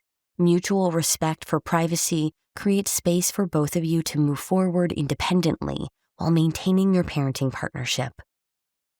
Many co-parents find that written communication works best for potentially sensitive topics. A thoughtful email allows you to choose your words carefully and gives your co-parent time to process the information before responding.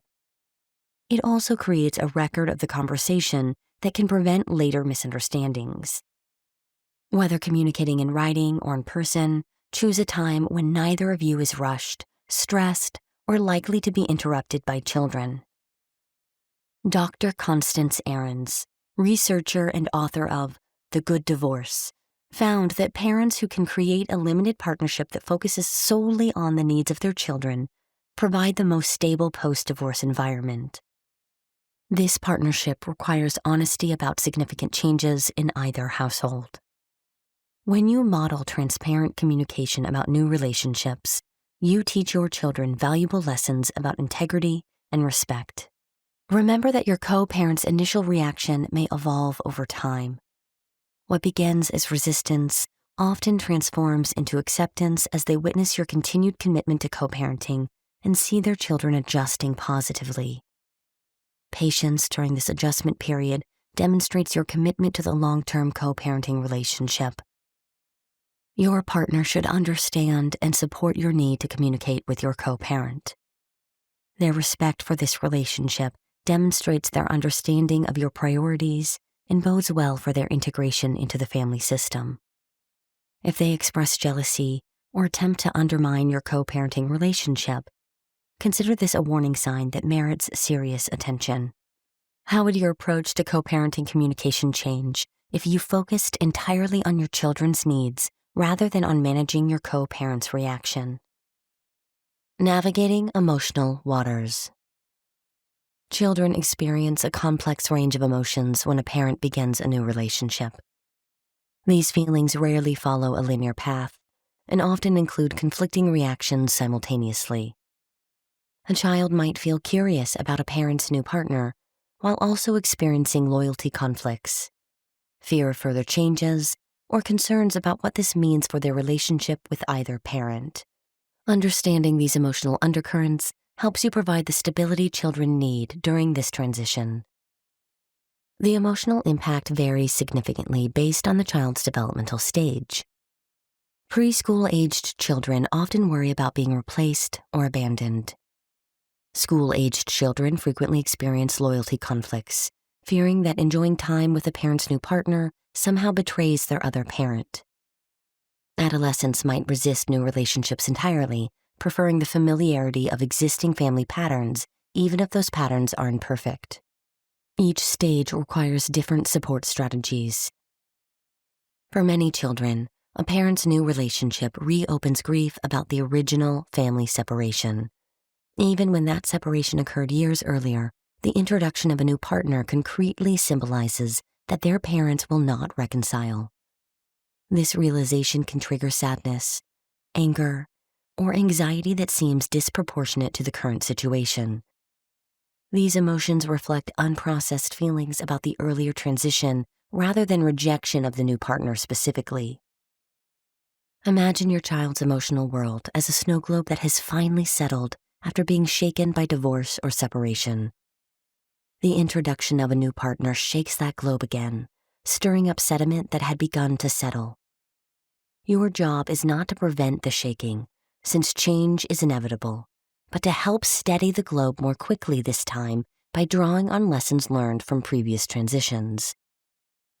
Your co-parent likely experiences their own emotional reaction to your new relationship. Even when the romantic relationship has clearly ended, many co-parents feel complex emotions when their former partner begins dating someone new. These feelings might include jealousy, concern about their position in their children's lives, worry about the potential step-parenting approaches, or simply the discomfort of adjusting to another significant change. Acknowledging these feelings as normal helps you respond with empathy rather than defensiveness. Children often become emotional barometers, absorbing and reflecting tensions between households. They might return from visits with your co-parent, expressing sudden resistance to your new partner, not because of their genuine feelings, but because they've absorbed their other parent's anxiety. In these situations, avoid criticizing your co-parent or dismissing your child's concerns. Instead, create a safe space for expression. I noticed you seem worried about Jake coming to your soccer game. What feels difficult about that for you? Research confirms that children benefit from explicit permission to love and enjoy relationships with all the adults in their lives.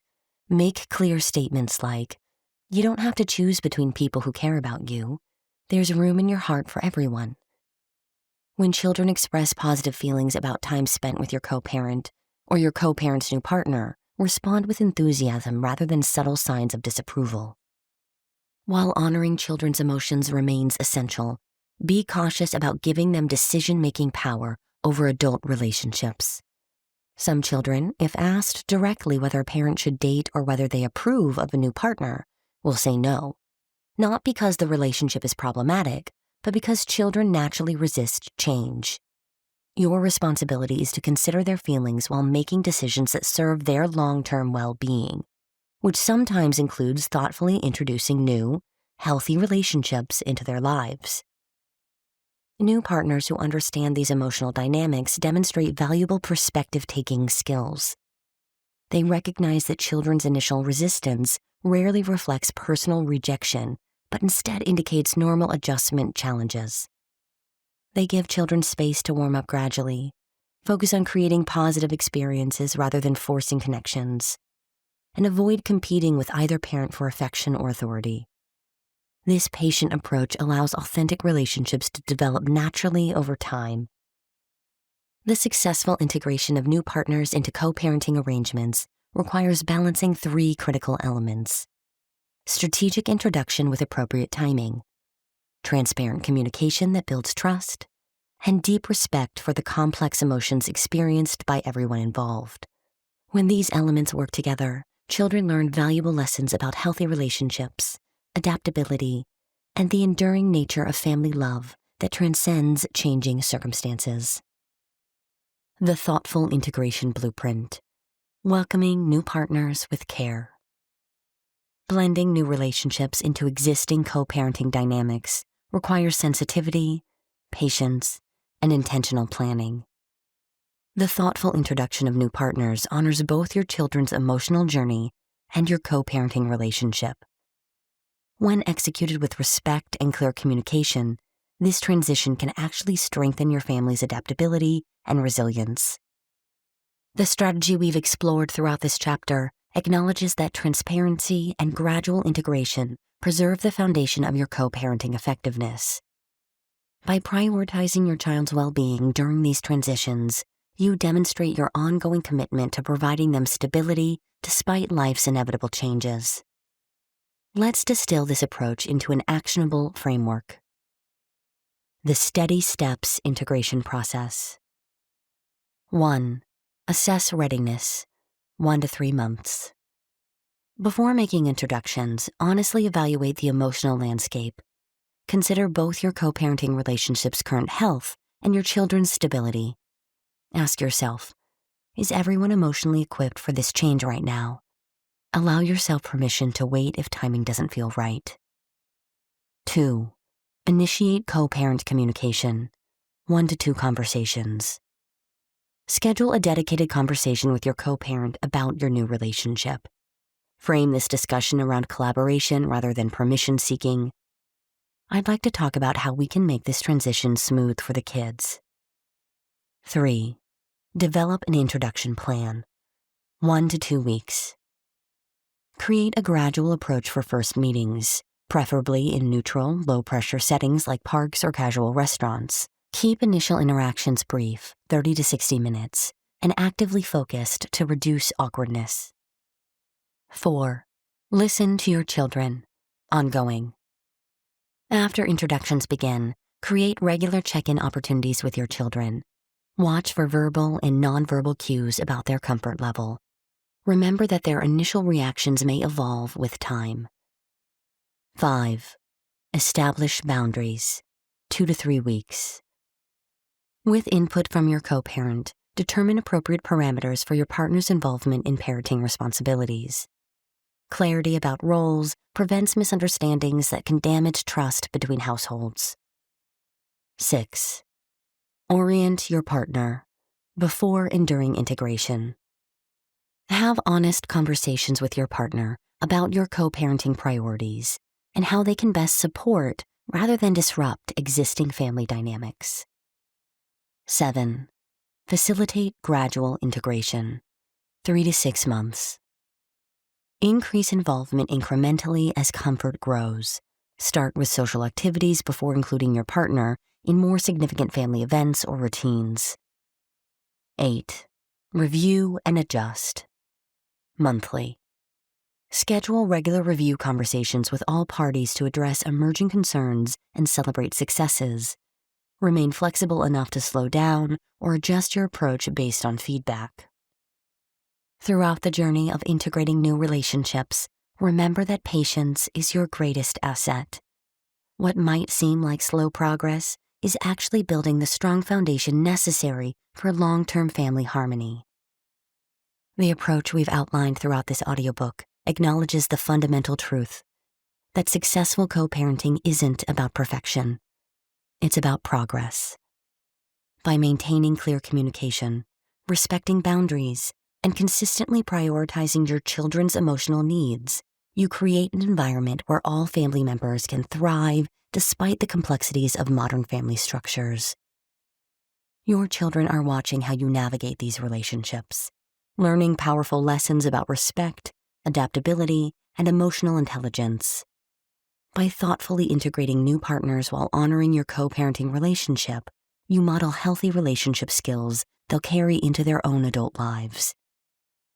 The dance of co-parenting with new partners may sometimes feel challenging, but with intention and care, these expanded relationships can enrich your children's lives, bringing additional loving adults into their support network while maintaining the stability they need to flourish. Final words. As we reach the close of our journey together through the challenges and triumphs of co-parenting, it's worth taking a moment to acknowledge how far you've come. The path of co-parenting after separation is rarely straight or simple. Yet your commitment to listening to this audiobook demonstrates something profound about your character. You're willing to put in the work for your children's sake. The strategies and approaches we've explored together aren't just theoretical concepts. They represent real possibilities for transformation in your family's life. Parents who implement consistent boundaries, practice mindful communication, and maintain child-centered decisions consistently report not just improved relationships with their co-parent, but also witness their children thriving with renewed confidence and security. The cornerstone of successful co-parenting lies in the daily choices we make. Choosing respect over resentment, collaboration over control, and your child's well-being over winning arguments. These choices build upon one another, creating a foundation of stability that supports your child through their developmental journey. Remember the communication techniques we discussed? Those aren't just for navigating difficult conversations about schedule changes or school events. They're tools that model healthy conflict resolution for your children, teaching them skills they'll carry into their own relationship someday.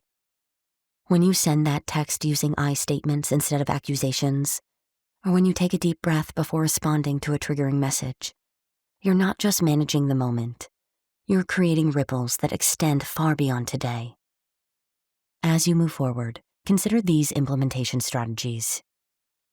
Start small with one technique that resonates most strongly with you, perhaps the emotional regulation exercises or the structured communication plan.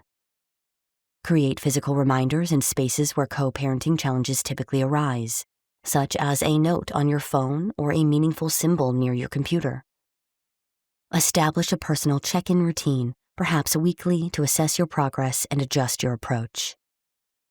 Find an accountability partner, a friend, family member, or therapist who can offer perspective when emotions run high.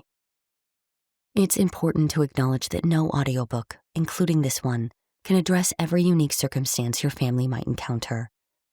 Your cultural background, your children's specific needs, your financial situation, the complex history between you and your co-parent, all create a context that's uniquely yours. You'll need to adapt these principles thoughtfully, perhaps seeking additional support for particularly challenging aspects of your co-parenting relationship. The journey of co-parenting evolves as your children grow. The approach that works for co-parenting toddlers will naturally shift as your children enter adolescence and eventually adulthood. This isn't a sign of failure, but an invitation to grow alongside your children, remaining responsive to their changing needs while maintaining the core commitment to cooperation. You might wonder if it's truly possible to transform a contentious co-parenting relationship into a functional one. Research and real-life experiences suggest that yes, with consistent effort and the right tools, significant positive change is possible. Even small improvements can dramatically impact your children's sense of security and well-being. Progress rarely follows a straight line. There will be setbacks alongside breakthroughs, but your commitment to the process matters immensely. The path forward. Today marks a new beginning. You've equipped yourself with knowledge, strategies, and a renewed perspective on what's possible in your co-parenting relationship. The insights you've gained might seem overwhelming at first. There's much to implement and practice. Give yourself permission to progress gradually, celebrating small victories along the way. Your children are watching you navigate this challenge. They're learning about resilience, respect, and relationship skills through your example. When they see you making genuine efforts to cooperate with their other parent despite difficulties, you're teaching them one of life's most valuable lessons. We can choose how to respond to circumstances beyond our control. The true measure of successful co-parenting isn't perfection, it's persistence. It's showing up consistently with the intention to do better than yesterday. It's apologizing when you fall short, and it's trying again. It's remembering that beneath the complicated emotions and logistics lies the simple truth that your child deserves to love and be loved by both parents without conflict or guilt. As you move forward and continue writing your family story, remember that you're not just co-parenting for today. You're creating the foundation for your future relationship with your adult children, potentially shaping how they'll parent someday, and even influencing your possible role as a grandparent. The effort you invest now ripples through generations. Your family story doesn't end with separation. It simply takes a different form. With intention, courage, and the tools you've gathered, you can create a new chapter defined not by what was lost, but by what was preserved and even strengthened. Your enduring love for your children and your commitment to their wholeness. Children have never been very good at listening to their elders, but they have never failed to imitate them. They must have models for their behavior, for they will have models. Too many people think that discipline is a dirty word, but the disciplined life is the free life. The discipline of values, respect, and kindness leads to the freedom of enduring family bonds. James Baldwin. This has been Co-Parenting That Works, proven co-parenting techniques to manage conflict, support cooperative parenting plans, maintain consistency, and prioritize your child's emotional stability. Written by Hazel Lawrence. Narrated by Devin Caraway. We appreciate you tuning in to one of our captivating audiobooks. For more immersive experiences, here is another audiobook we're certain you'll enjoy. Don't forget to show your support by liking this video, sharing what you loved about this audiobook in the comments section below, and subscribing for more captivating audiobooks like this. Thanks for being a part of our audiobook community.